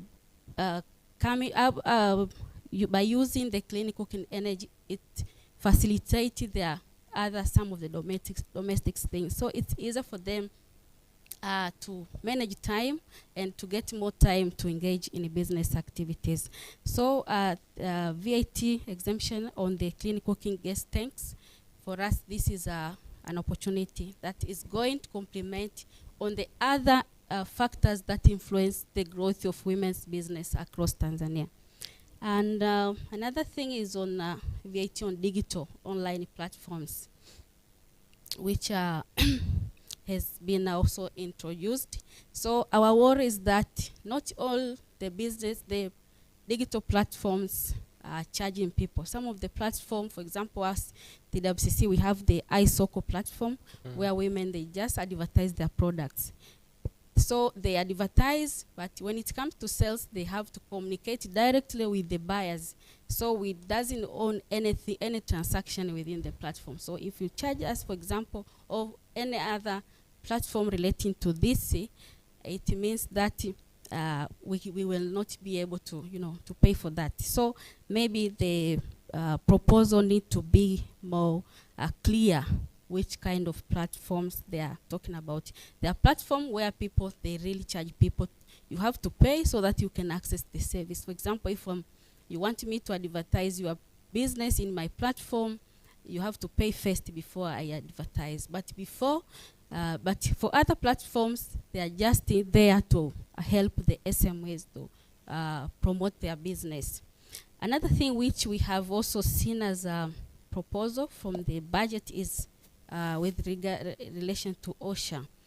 We know the issue of compliance is key in business, but of course we know what OSHA is doing for a long time, and we have been recommending the government even to help to reduce some of the tolls which were, the OSHA used to collect from the business people. But now we have seen, of course, for those who are not able to pay, for example, their fees on time, they were charged, I think there was a accrue of interest rate of 5% every, I think. But now at least it's 100, it has been, it is now proposed to be 100% of the interest of that original amount, and it is not the in accrue basis. So we are happy for that, because now even the SME will be able to plan for their things and be able to pay that fees. And I think these are some of the things that I would like to share for now, maybe because there are so many things, and as I said, I'm representing many sectors. Thank you very much. Thank you, ma'am. And last but not least, Miss Hilda. Yeah, thank you. Thank you so much. So first and foremost, we commend the government effort to actually strengthen the revenue collection for national development. Positives from the telco sector, at least that we can speak on and commend the government. First, I think Madam spoke on the VAT for online payment.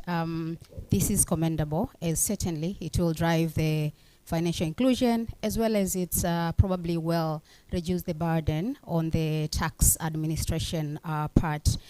Just it requires the right infrastructure to be put in place for this to be realized efficiently. And then the second item, which is commendable from telco sector as well, a reduction of city service levy from 0.3% of revenue to 0.25.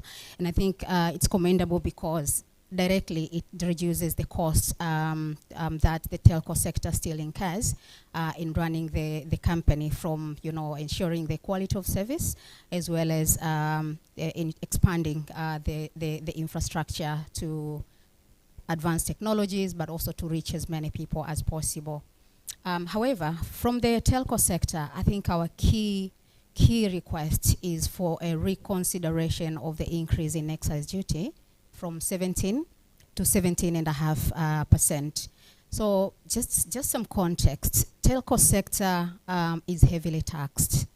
Not only in Tanzania, across the industry, I think telco is highly taxed, but also in East Africa, as well as in SADC in comparison to others. So this makes the sector uncompetitive from the Tanzania level, country level, but as well as regional-wise, be it SADC or East Africa community. Just to give you the perspective. For instance, for every 100 shilling that a customer spends on telco services, 40 shillings goes to the government. That is 40% goes to the government. And that leaves very little for the MNOs or the telco companies to be able to provide quality service, but importantly, invest in advanced technologies. We know of the 5G technology at the moment.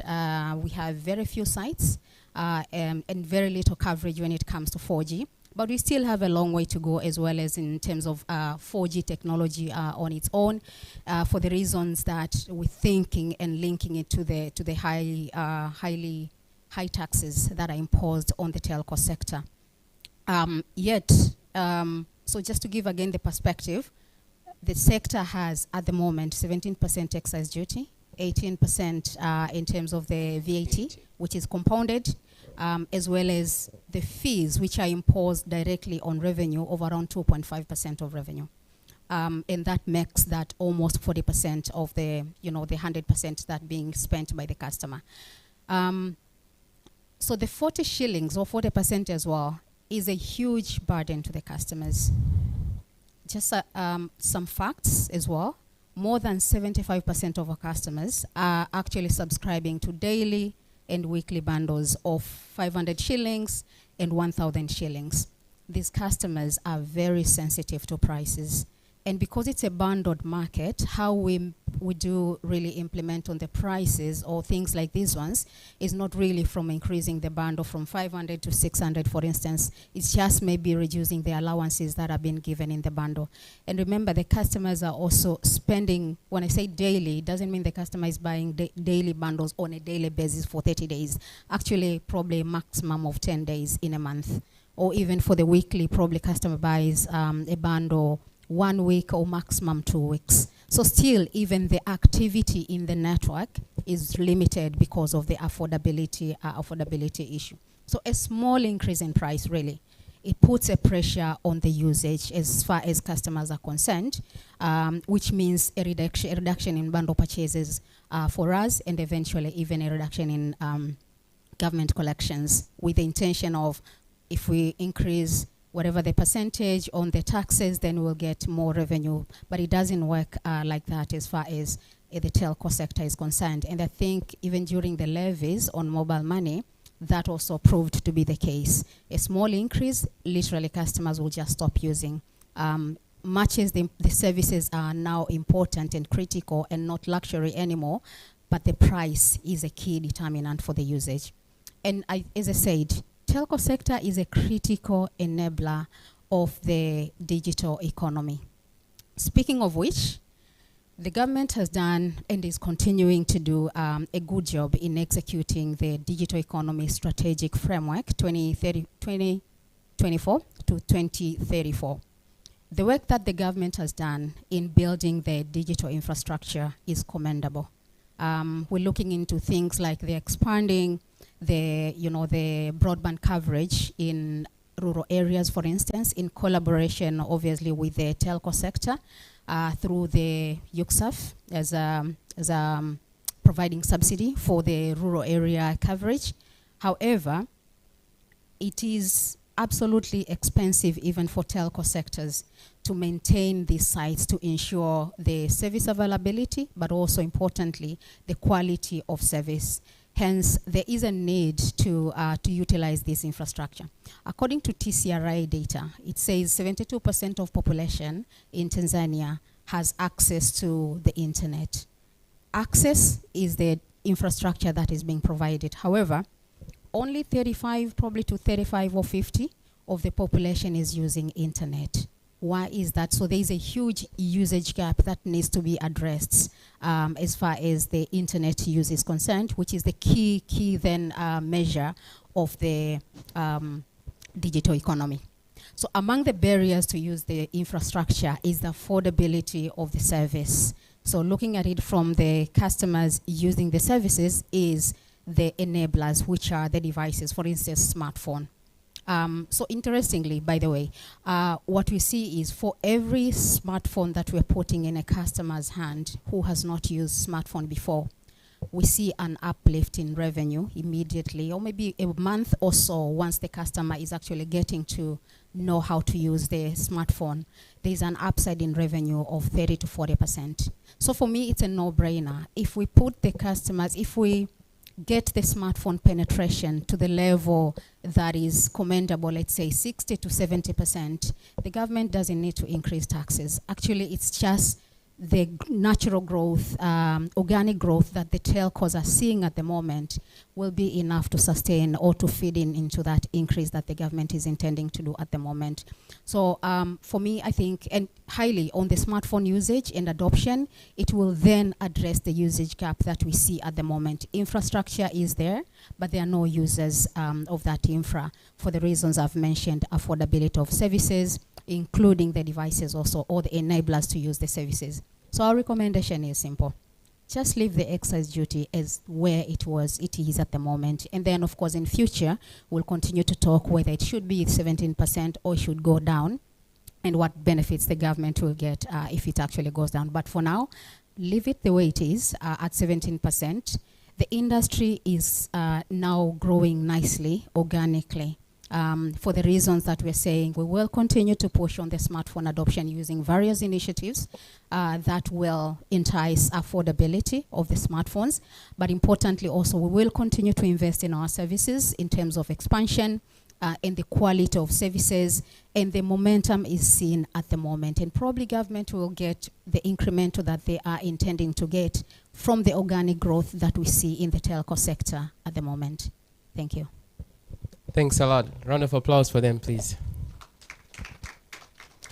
I was almost finding the bundles expensive, so I should brace for more. Absolutely. So if you think the bundle is expensive now, with the 17.5, it will then be even more expensive. Okay. This is well noted. So I should welcome questions from your side, please.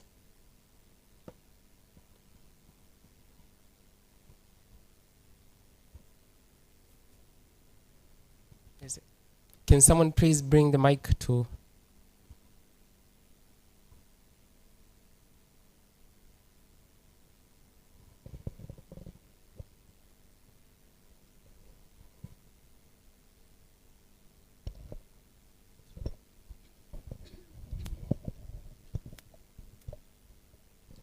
The one with the question right there.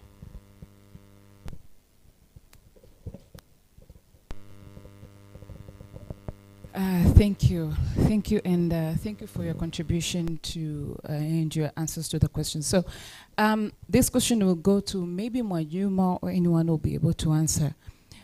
Reduction of VAT to 16% for online payment.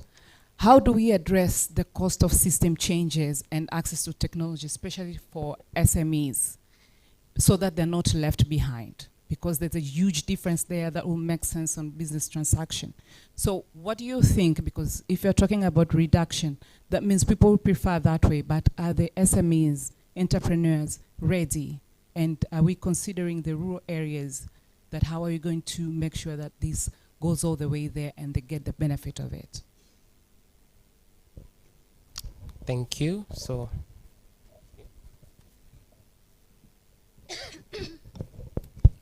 thank you very much for the good question. Yeah, at TWCC we have various initiatives that we are implementing to address and ensure participation of women and of course from the rural area in the digital economy.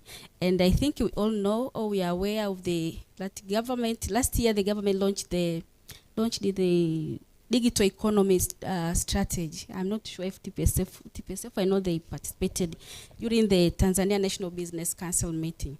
So now what is in place is to implement, how we are going to implement that strategy to ensure inclusion in the digital participation. And of course, those who are going to be charged, if you are not, you are not registered.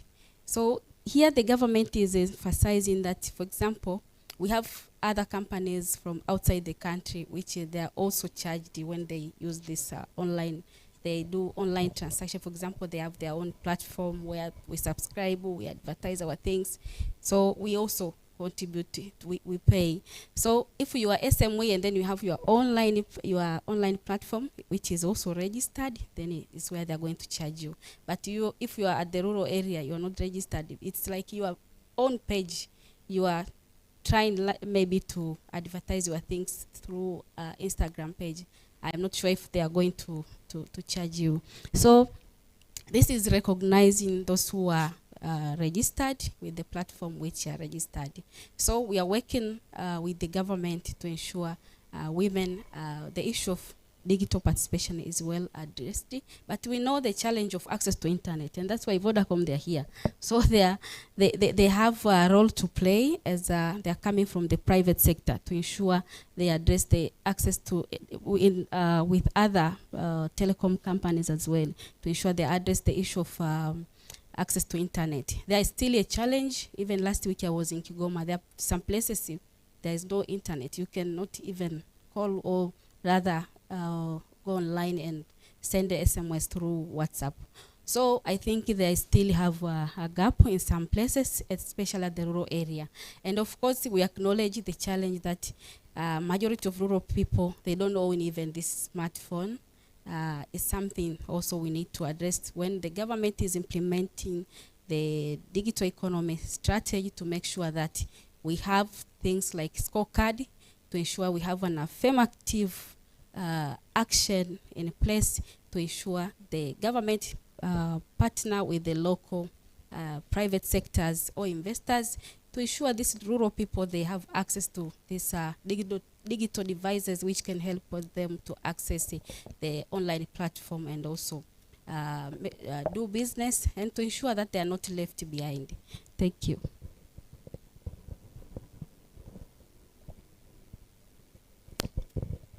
Well, I hope that answers it.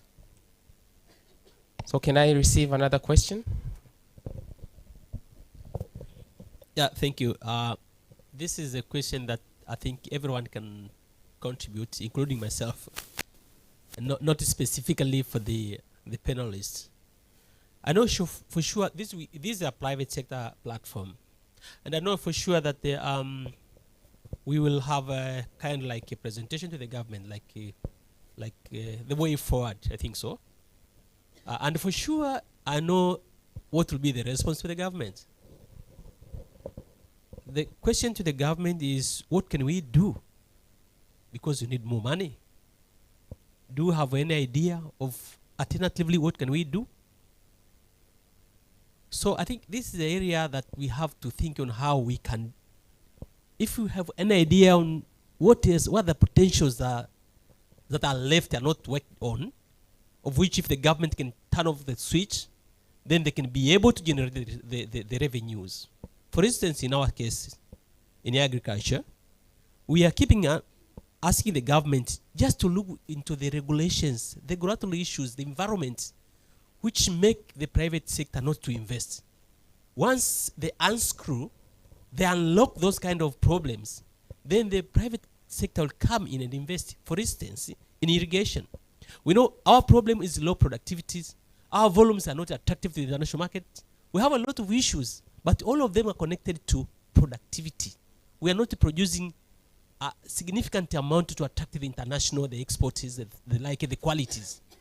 Then what we are saying is, why our productivity is low is because the risk associated with the environment. So we need to put more effort in irrigations. But is the private sector investing in irrigation? No. Almost 100% of the irrigation schemes all over the countries are financed by the government. Why? Because the rule and regulations around the irrigation and the water use in this country is so difficult for private sector to invest. So what we are trying to say is, you just go and unlock these problems so that more private sector can come in and invest in irrigation rather than putting money. We want to, I mean, the demand for investment is over 75 billion US dollar to irrigate at least 15 million hectares. The government, hawana hiyo pesa.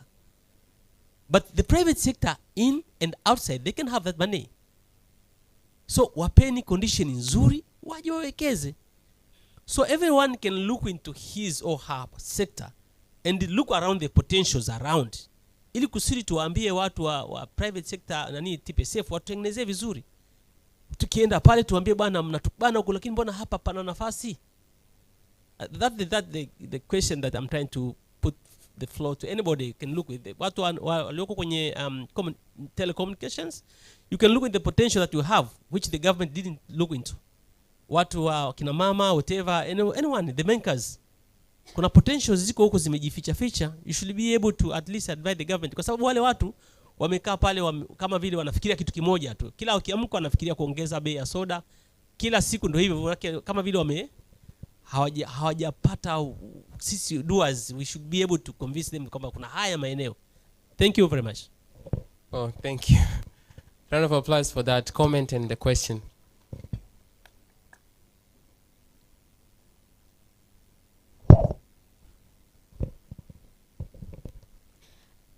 I think a very good probably challenge to us as private sector, but I think all these what we are saying right now, these are not things that we probably haven't shared with the government in our various channels that we have used. I think we had even presented to probably the tax reform, the presidential election tax reform, on the what should we do in general in terms of supporting. We understand the governments want to execute the national development, and they want the funding on the national developments, right, on those projects. Not that we have not proposed what should be done in the whole tax reform. Probably that will come with the outcome of the discussions that I've had with the tax reform, and probably various, maybe all of us participated in those discussions.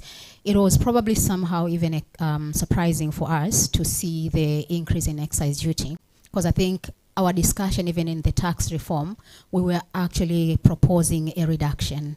It could be a glide path reduction from 17 to 15 to then maybe say 10, where the mobile money excise duty is, for the reason that telco or services are not luxury anymore from the way the excise duty was introduced. It's like a luxury service, but it's no longer a luxury service. It's a key enabler. And to your point again, we said there is an opportunity on smartphone penetration. Our smartphone penetration is very low as a country, which goes with the internet users. From the TCRA data, probably less than 50%. There is still an opportunity. Gari lipo, barabara ipo nzuri, lakini magari yanayopita ni machache. So it's a wasted investment. The government is busy from the UCSAF and the Ministry of ICT, busy investing on the ensuring that the underserved communities are also getting the telecommunication services. But what services are they getting using the devices is a voice service. But that's not digital economy agenda on voice. Yes, it starts with voice, which is one service, but also expands into data, which is a key service. As I said, if a customer uses data, 40%, and wasn't using data before, 40% of revenue is what you'll see. So shouldn't we focus on what are the things that the government, we as private sector, telco for instance, and the government should do to drive more smartphone penetration? Of course, it requires also education, especially in rural areas, but at least we start getting that into a milestone of from 50% at the moment into 60, into 70. And certainly, that's an organic growth that won't even need them to increase the tax rate. But it will come as it's actually putting these other policies to support, for instance, the smartphone. Smartphone has 18% VAT, and that's a blocker also in terms of adoption because they are expensive. There was a year they reduced smartphone on VAT, and it's the time when COVID happened, and overall the logistics challenges, chipset shortages across the globe actually inflated even the prices. Remember, we import these things. Unless we introduce a manufacturing plant in here, like what has been done in Kenya, I think in Rwanda, they're considering in terms of producing the local assembly of smartphones. That could be an approach, but what environment the government is putting to support that initiative is what probably the policy changes or proposals, and this we had tabled to the tax reform. Just want to add my voice on discussion that we have been having so far. I just wanted to talk about the role of change of consumer behavior. As a country, we might invest a lot in technology and acquiring people to, those investors and innovators to innovate, come up with new digital products and all that. But if the common Tanzanian, everyday Tanzanian has not changed in terms of their preferences and what they think is the best way of doing transactions, will not be able to achieve that which has been referred to as access to technology and access to the systems that have been developed. The government has done a commendable job trying to facilitate retail payment through the TIPS system by the Bank of Tanzania. And we've got these digital devices distributed, and merchants, particularly in our big markets like Kariakoo, are using them. But the challenge there is that they have the digital devices to facilitate digital payments, but they themselves as traders, as merchants, are sort of directing customers to pay in cash. So you would go to a merchant or rather a trader and tells you, no, just pay me in cash. There is an outlet there where you can cash out and come and pay me in cash. So I think this comes to the question of merchants and traders trying to avoid surveillance or rather monitoring. They suspect that once they facilitate transaction via the digital devices, they be monitored, their transaction will be surveilled, so to say. So I think it comes down to the formalization, it comes down to awareness and how both our merchants and our customers are ready to adopt digital payments. But again, we have to take into consideration the fact that our business environment is largely informal, and the widen the tax base will only be possible if we invest significantly into ensuring that our economy is formalized. So we have a huge informality in the country, and a lot of people are not paying taxes because they are nowhere to be found, for the lack of a better explanation, because they are operating largely informal. So the government has to ensure that we implement as a country that there is an affordable tax regimes.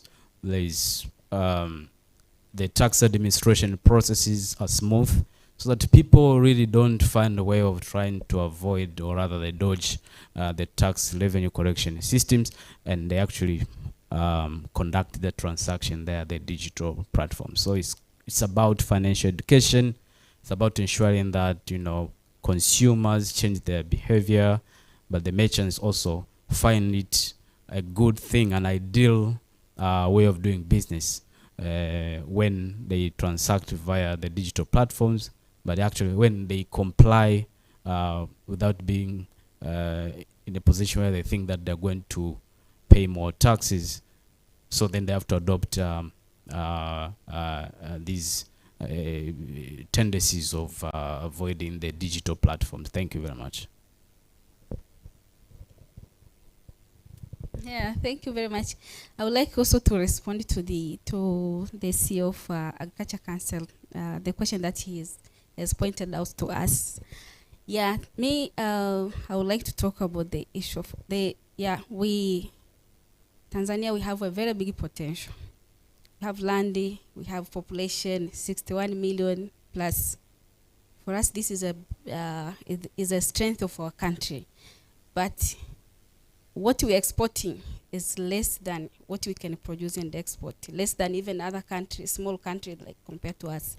So what I've seen for a long time is that our marketing system doesn't work to favor the growth of farmers, producers, manufacturers as well. So I know El Bariki from Trademark is here. They have a room to study, to conduct a study in relation to the Tanzania marketing system and see what is working, what is not working.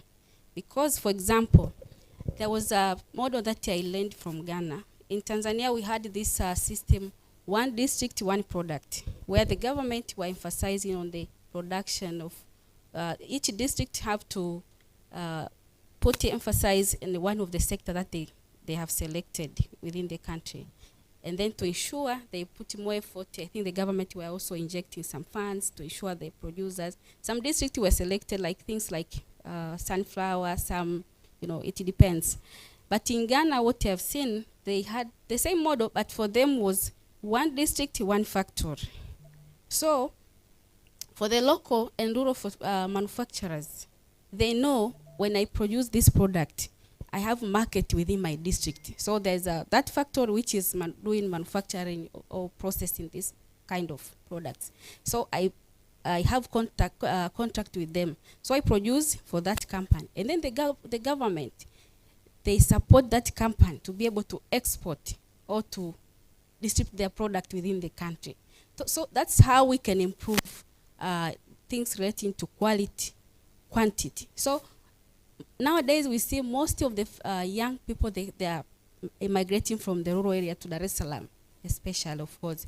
And it's because there no something which is pushing them to go and invest in farming activities. It's because there's no market for them. They don't know where they can access market.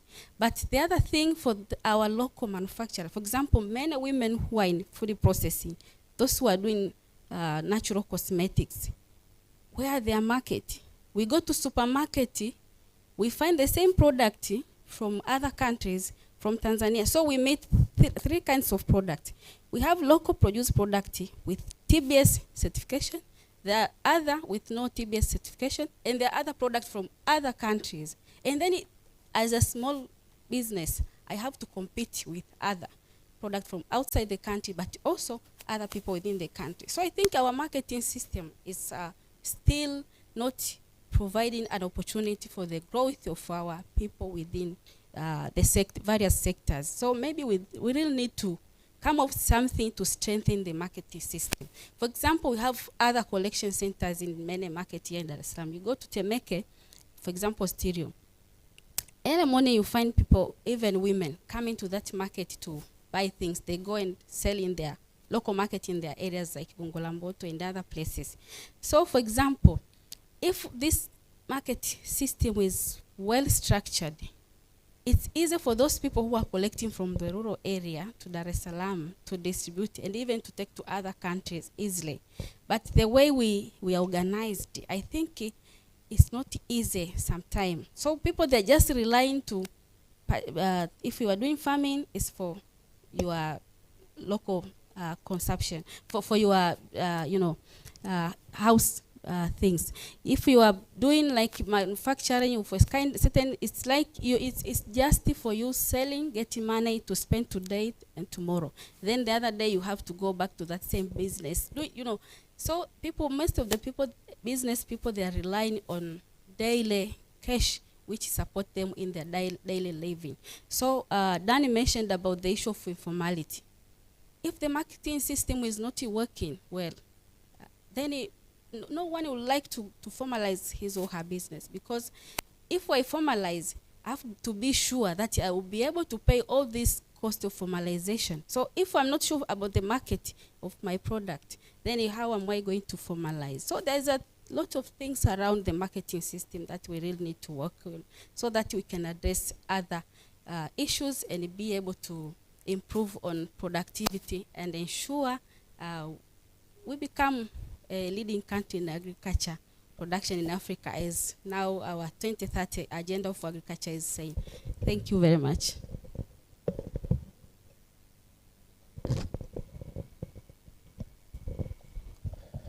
Thank you, Doctor. So for that last comment or recommendation from the doctor, now we open up for the panel discussion. So anyone of the audience can offer their views, comments, their own recommendation, so that we can also hear from your side. And also, if there are viewers online, they're also allowed to ask questions, offer their recommendation and comments, and we surely read them and digest them, and take them to the further step forward. So I welcome you in the pool.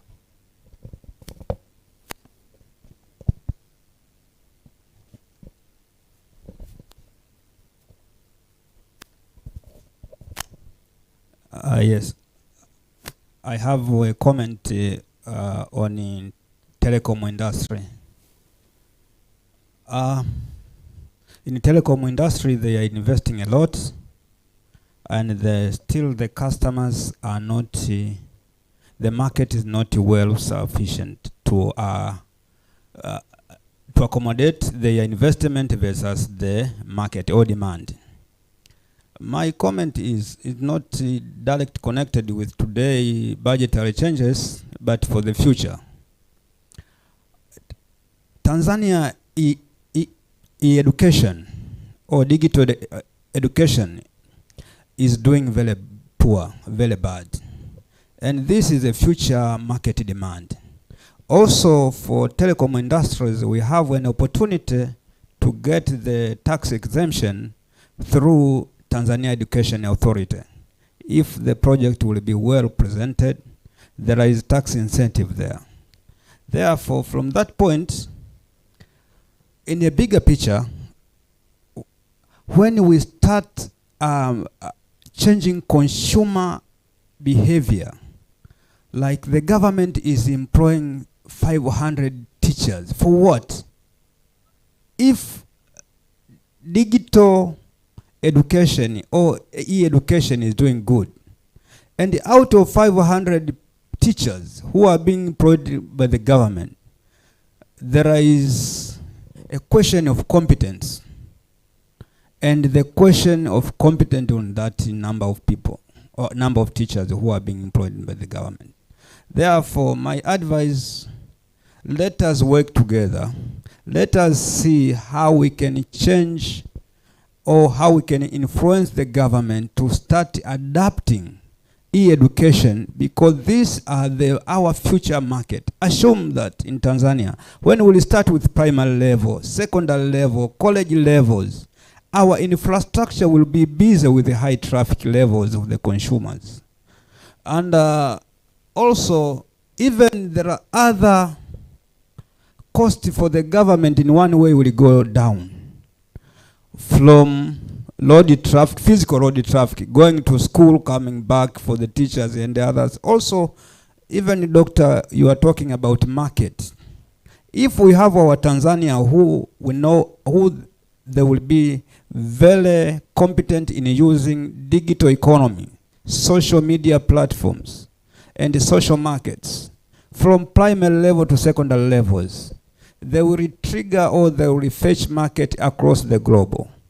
That means this is going to be impactful to different sectors of the economy, both from education level, but also to different sectors of the economy. Even our generation, this is practical now because I'm doing business also that even this encouraging digital economy, as my brother you have stated, if this generation is 50-50 in digital economy, even us, we used to have a lot of money in our pocket or in our wallet. And even when we travel with a lot of dollars. But the world is changing. Therefore, I'm emphasizing that let us try to work together with the government and the private sector, and also try to influence the policy, because the issue of the policy, to influence the policy to change. The world now is in a digital economy across all angles. Even when digital economy is supported by telecom industry, if it works proper, even the collection of government revenue will be easier, because there will be simplified tax returns. There will be a broadened number of tax base. Also traceability, taxes with its ambiguities, with ambiguity will not be there, because traceability will be easy. That, see, I paid to this, I paid through digital. Therefore, this to me, it is actual expenses, regardless of I have EFD or not. But this is actual expenses. EFD is another thing. But this, was actually incurred for the purpose of this business or not. Therefore, even ambiguous taxes, negotiable taxes will not be there. Therefore, this is my comment. Thank you. Thank you.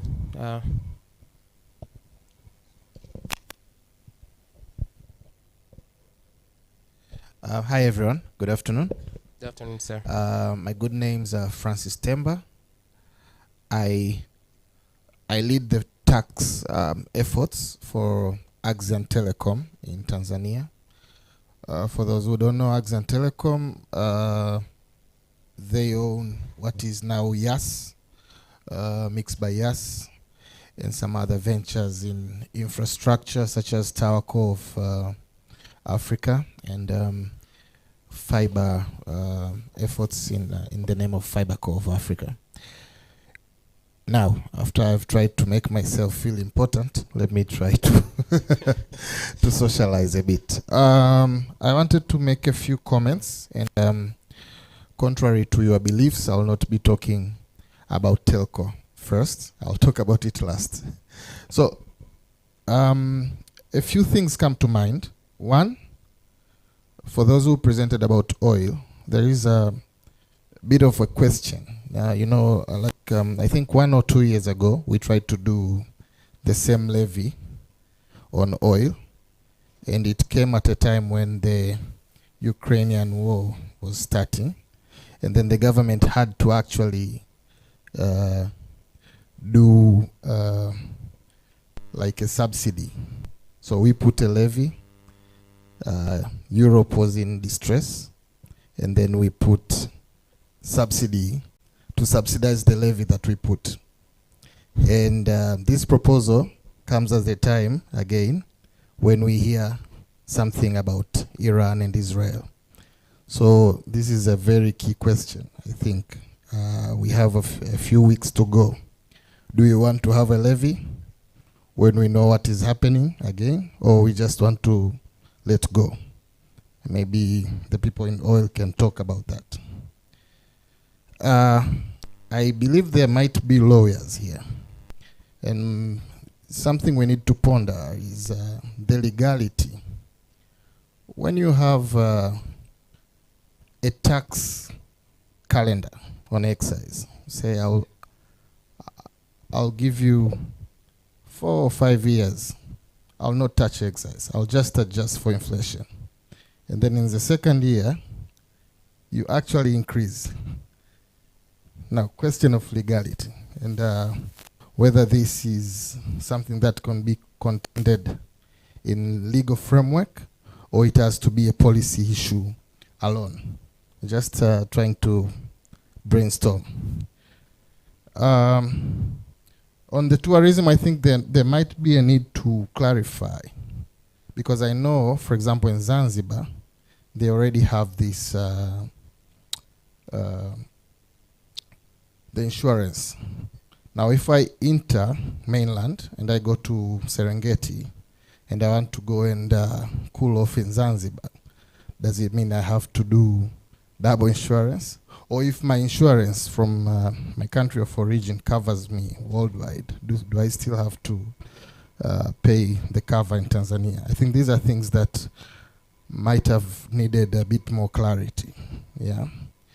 And I believe on agriculture, a proposal for exemption on edible oil pressed from plants with seeds, but I don't see the same on pulp, pressing from pulp. For example, avocados.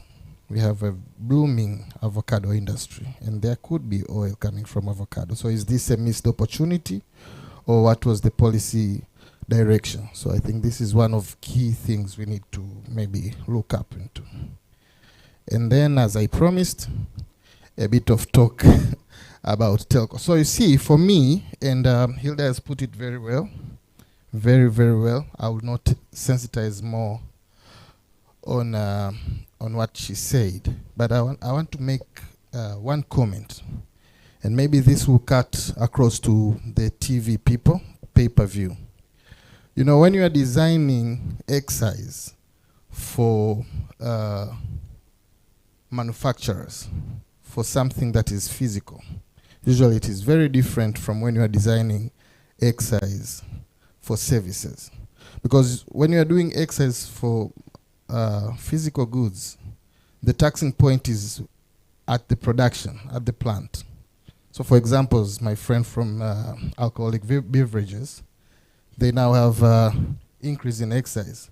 So regardless where they sell, they'll tax it where they produce it. So if it crosses to Zanzibar, even if Zanzibar has their own excise law, the local excise law, it has been taxed already when they produce. And for your information, when we are talking of excise, there are two distinct laws in mainland Tanzania and in Zanzibar. So it's for services, there is a problem because now Vodacom or YAS will be conflicted since this proposal for 17.5 only applies in mainland, but we sell vouchers across. And Zanzibar have not mentioned, neither in their budget speech nor in their proposed bill, a similar increase of 0.5. So now we need to go and figure out how we're going to sell vouchers and all our services that are impacted by this. How are we going to sell across? 17 here, 17.5 there. And how are you going to use? Because, you know, excise is part and parcel of the price you pay. If you buy a bundle of 500 shillings, excise and VAT are within that. So are we going to segregate? If I go to Zanzibar and I buy a bundle of 500 shillings, I'll get more units or more resource than if I buy it here. Because in Zanzibar, their rate is 17. So it's not fair if I give, if I'm charging more because of this increase. It's not fair to charge more in Zanzibar.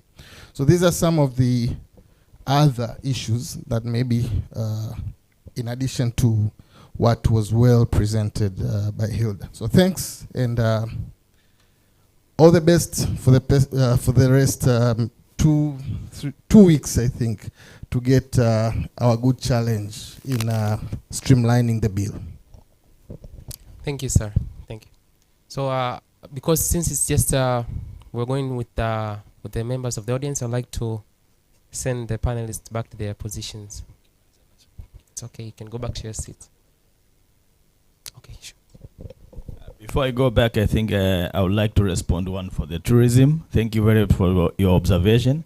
Actually, when we saw this happening from the speech of the minister, immediately on the following day, we wrote a letter to request for clarity. It's so confusing, as you said, that we don't know whether it will apply only mainland or Zanzibar. We don't know whether they'll need, once you enter through maybe on the mainland and then you'll be departing through Zanzibar, you have to pay 44 on the mainland and then 44 on Zanzibar. It's not clear. So the insurance, that policy is not yet out. We have not seen it. It's not clear. But again, remember, even when we had issues with Zanzibar when they were introducing the $44, the fact was all the tourists who are coming to this country from other countries, they have already their travel insurance. So putting another one domestically mandatory, it means you want them to have two covers. And that's what is happening. So as I said, it's actually a source of revenue rather than providing the actual meaning of insuring travelers. Another thing is that we have agreed with government in so many other meetings and through our lobbying and advocacy that since tourism is an international business, we sell in advance, a year, 2 years in advance. A tour operator today has already received the money for the tourists who are coming this year and even next year. So introducing a new fee, a new tax, a new levy, and then you want it to start immediately is being unfair to the sector. So we always need a grace period of 12 months before you introduce any fee. So it's our hope that any implementation of any other new fee, any other new levy will not affect immediately, because that is disturbing the market, that is creating shocks in the market, and this sends a very bad message to the international players who are sending tourists here, like the travel agents, who they see us that we are not predictable as a destination. And the predictability in our business is very key. You need to be predictable. People need to know that in the 2, 3, 4, 5 years, what are your fees, so that they start selling. But if they sell today, they are not sure if tomorrow you'll introduce something else. It really disturbs the market, and you don't become a competent destination that can be sold by any player in the world. So that's the issue we have, but we still think that the government will reconsider and make sure we don't create unnecessary shocks in our market. Thank you. Thank you a lot. Thank you. Please, round of applause for them.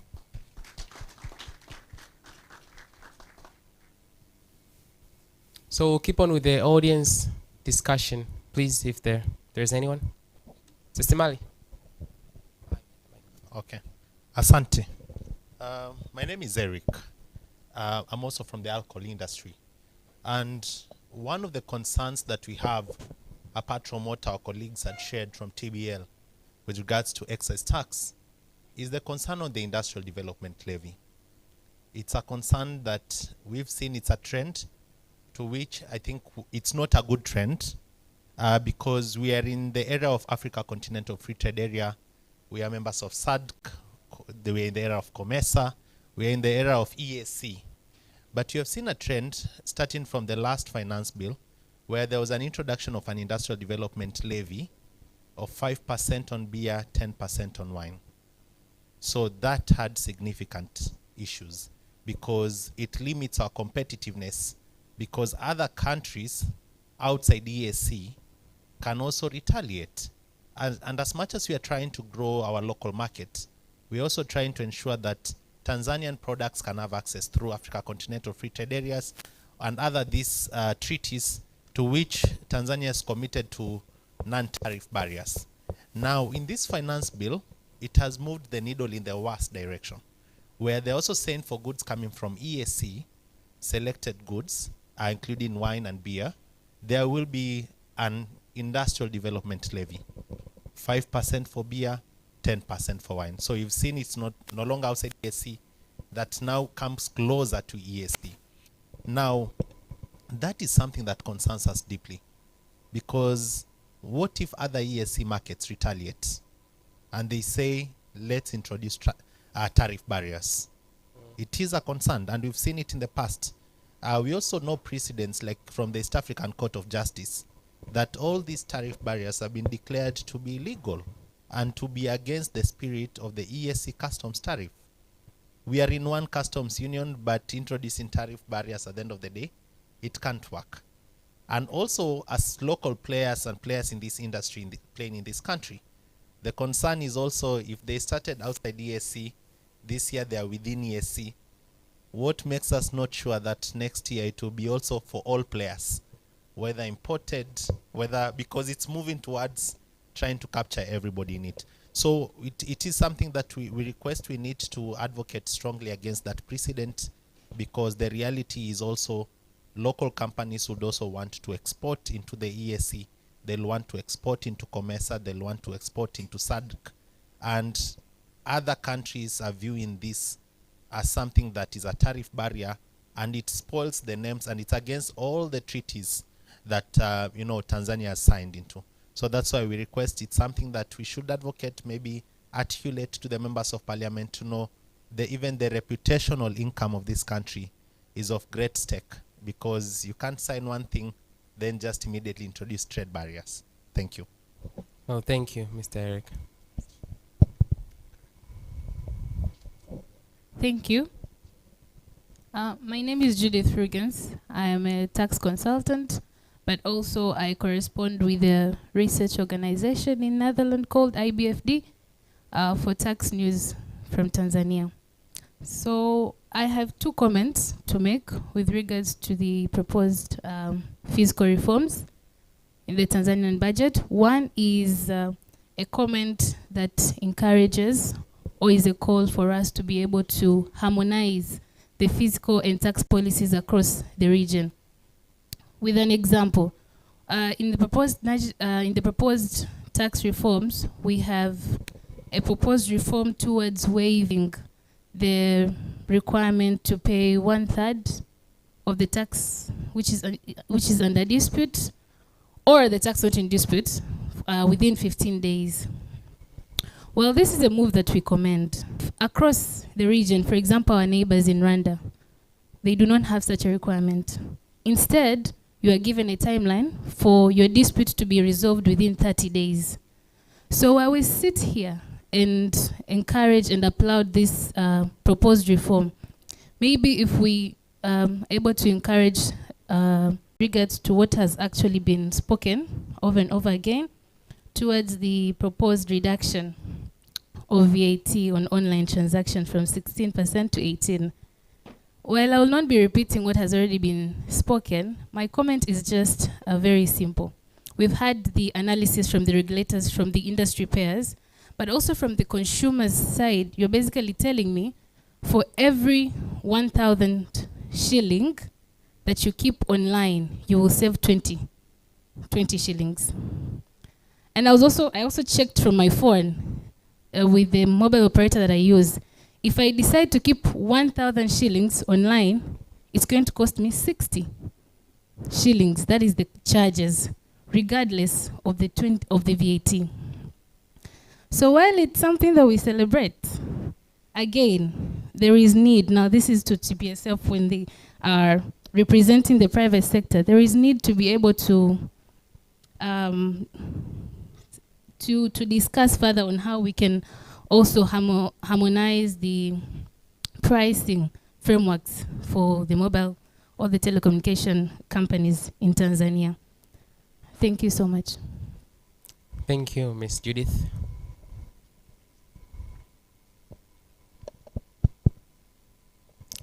Anyone else from the members?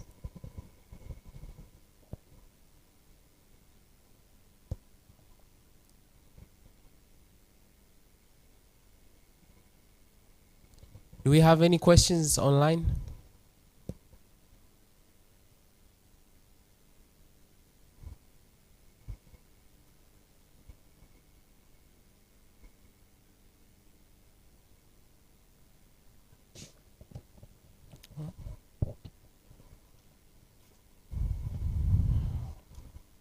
Well, thank you for your time and for the contributions you have made throughout the whole panel and audience discussion. My name is Frederick Achira from Oasis Financial Services, and I'm grateful for your attention. Thank you. A round of applause to Mr. Frederick Kachira for that good session. It was a high-level panel discussions, and I hope members we have heard some of the comments and inputs from everyone here. I heard about the retaining earnings, 10% withholding tax on the retained earnings as an issue. I heard about the telecom on exercise duty, which has been raised to 17.5%. And how does that coincide with Zanzibar, which they have 17%. So there's some issues here. I think they need more police and deep dive in terms of evidence. We need to generate evidence so that we can be able to dialogue with the government before the public hearing of the Finance Bill Act, which is starting tomorrow in Dodoma. So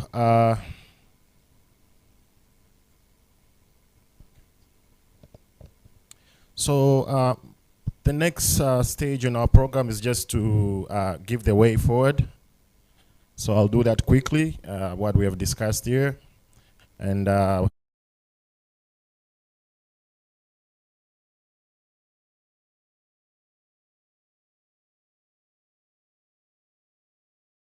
the way forward for closing a vote of thanks, and then we'll have a lunch.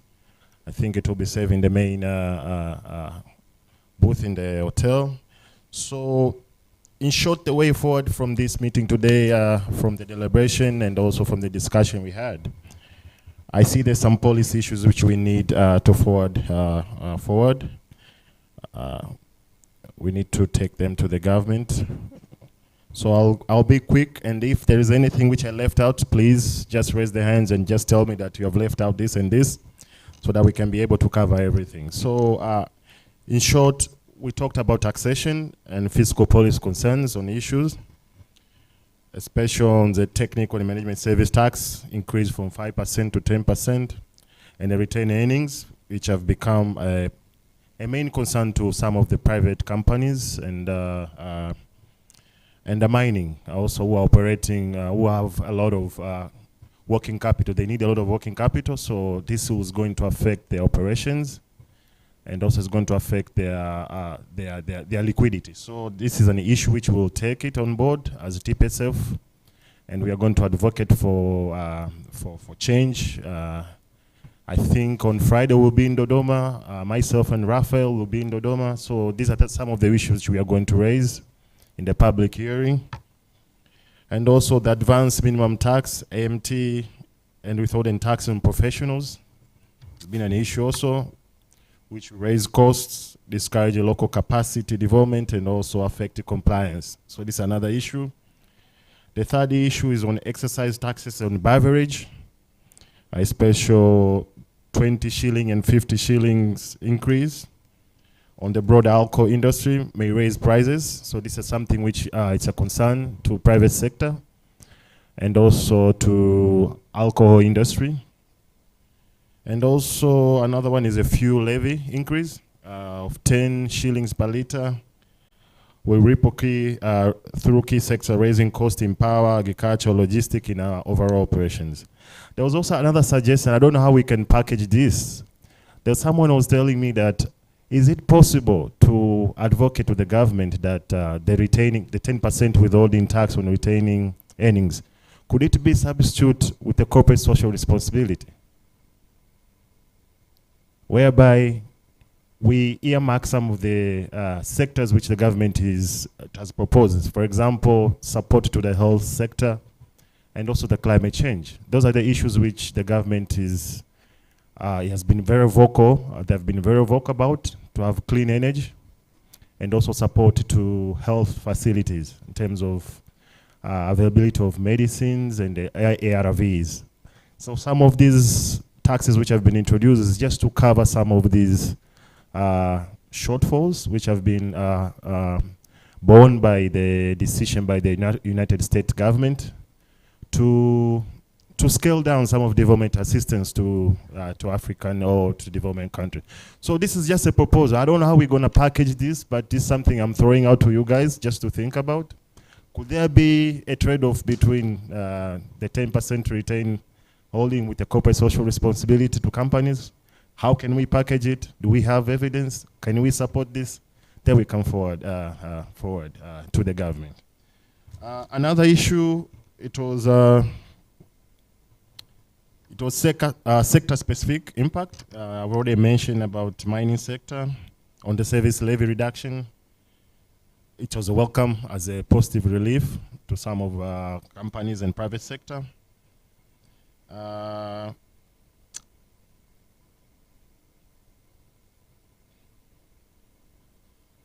also oil and gas companies have also raised an issue on the gross margin taxation and regulatory pricing as an issue also, which we want to go and sit down and package it also nicely, talk to the government. And agriculture sector, they don't have any problems. They have been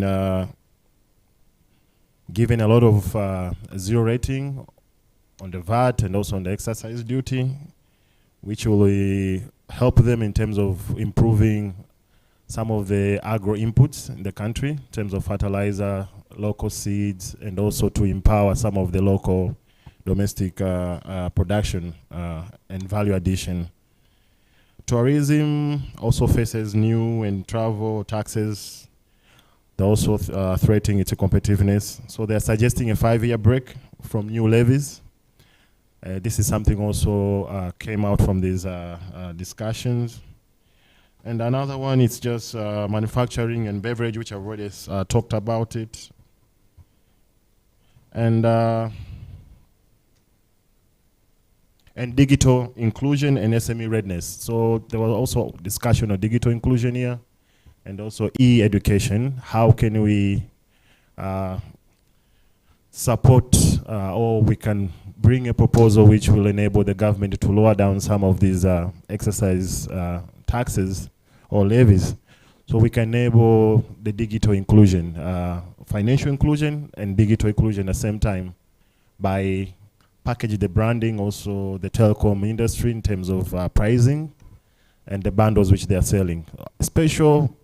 Special emphasis on the digital part of it, which people are more concerned. It's more expensive now. So I think we have to also forward this recommendation forward in terms of how we are going to align this. So I think this is what we covered today in a nutshell. If there's something which I left out, can someone please just raise a hand and then can pinpoint me? Yes, Mbaga.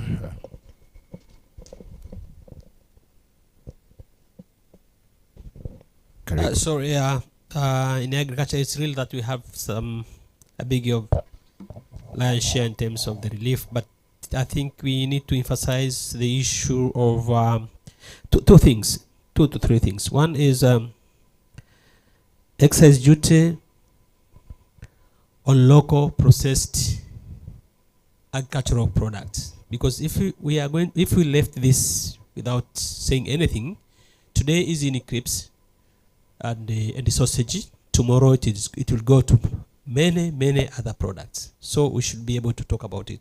So we are not happy with the imposing excise duty on locally produced processed products, because that is our market. The second thing is the importation of fish products. The government used to put more import levy, but now they have reduced it from $2.5 per kilogram to $0.50. So we expected that there will be a massive importation of fish products, which is going to undermine our effort in investment in these areas, especially in aquaculture and the like. So I think they better maintain. By the way, they are losing a lot of money. The government revenue is being lost, you see. So they better, and the last one is the issue of agricultural budget. We are not happy for the reduction. At least they could have maintained. I don't know if there's any ministry which have faced such kind of reduction. Even the Ministry of Livestock, they have increased a little bit budget, but it is strange for the ministry, because we know within Africa, Maputo Declaration, we are saying that we have to put aside 10% of the national budget to agriculture. So we are not happy actually. They better maintain the last years. We know that this is a year of election. They need a lot of resources, but they better maintain, because the economy has grown for 13%. So we need that. Thank you. Thank you, Mr. Mbaga, for raising those. So, Secretariat, could you please take note of those? So, excise duty on local sausages. And I believe also there's excise duty on ice cream. They said because of health issues, they want to discourage people to eat ice cream. So, will that also be part of also a problem to agriculture? Okay. Importation of fish products and agricultural budget reduction. So those are the 4 issues in the agricultural sector. Secretariat at the back, could you please pick them up and then put them on the in our paper, our position policy paper. And without any further ado, I think those are the issues which we covered today here. And I would like to thank you guys for coming here, our members, our Governing Council members, private sector organization present here, chief executive officers of private sector companies, development partners, members of the business community, media houses, As I said before, my name is Semalik Samo. I work with Tanzania Private Sector Federation as the head of research and policy advocacy. So I would like to welcome our board member, Mr. Stan Mbuli Muyova, for a closing remarks, and then we'll go for lunch after that. Thank you so much, guys, and looking forward to another session. Thank you.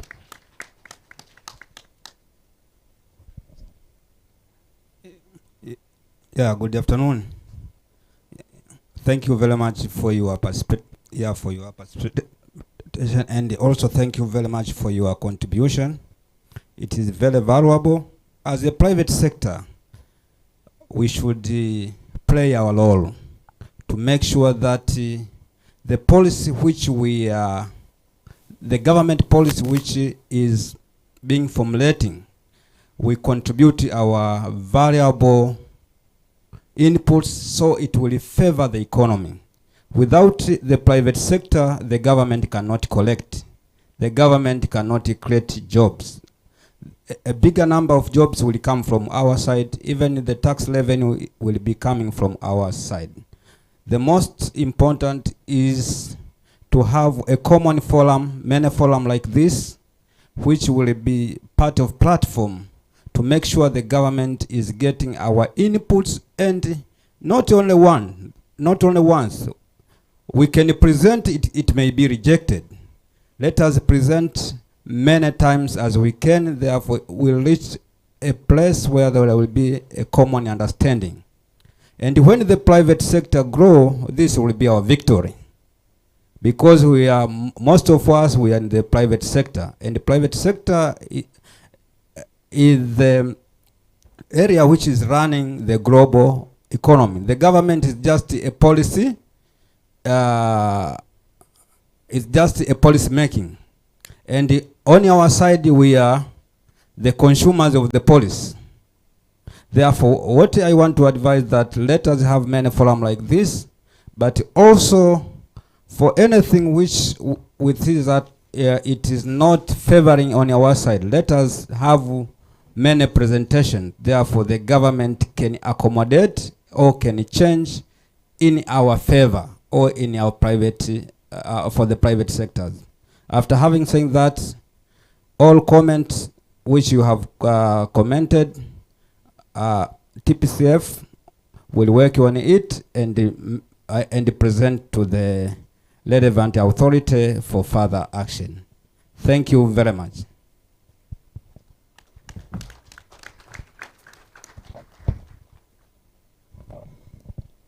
I officially declare this event is over. So there is one of my colleagues at the back who is distributing some lunch coupons. So she'll pass by at your table and pass the lunch coupon, and then the lunch will be served, I think, in the main lunch area in the hotel.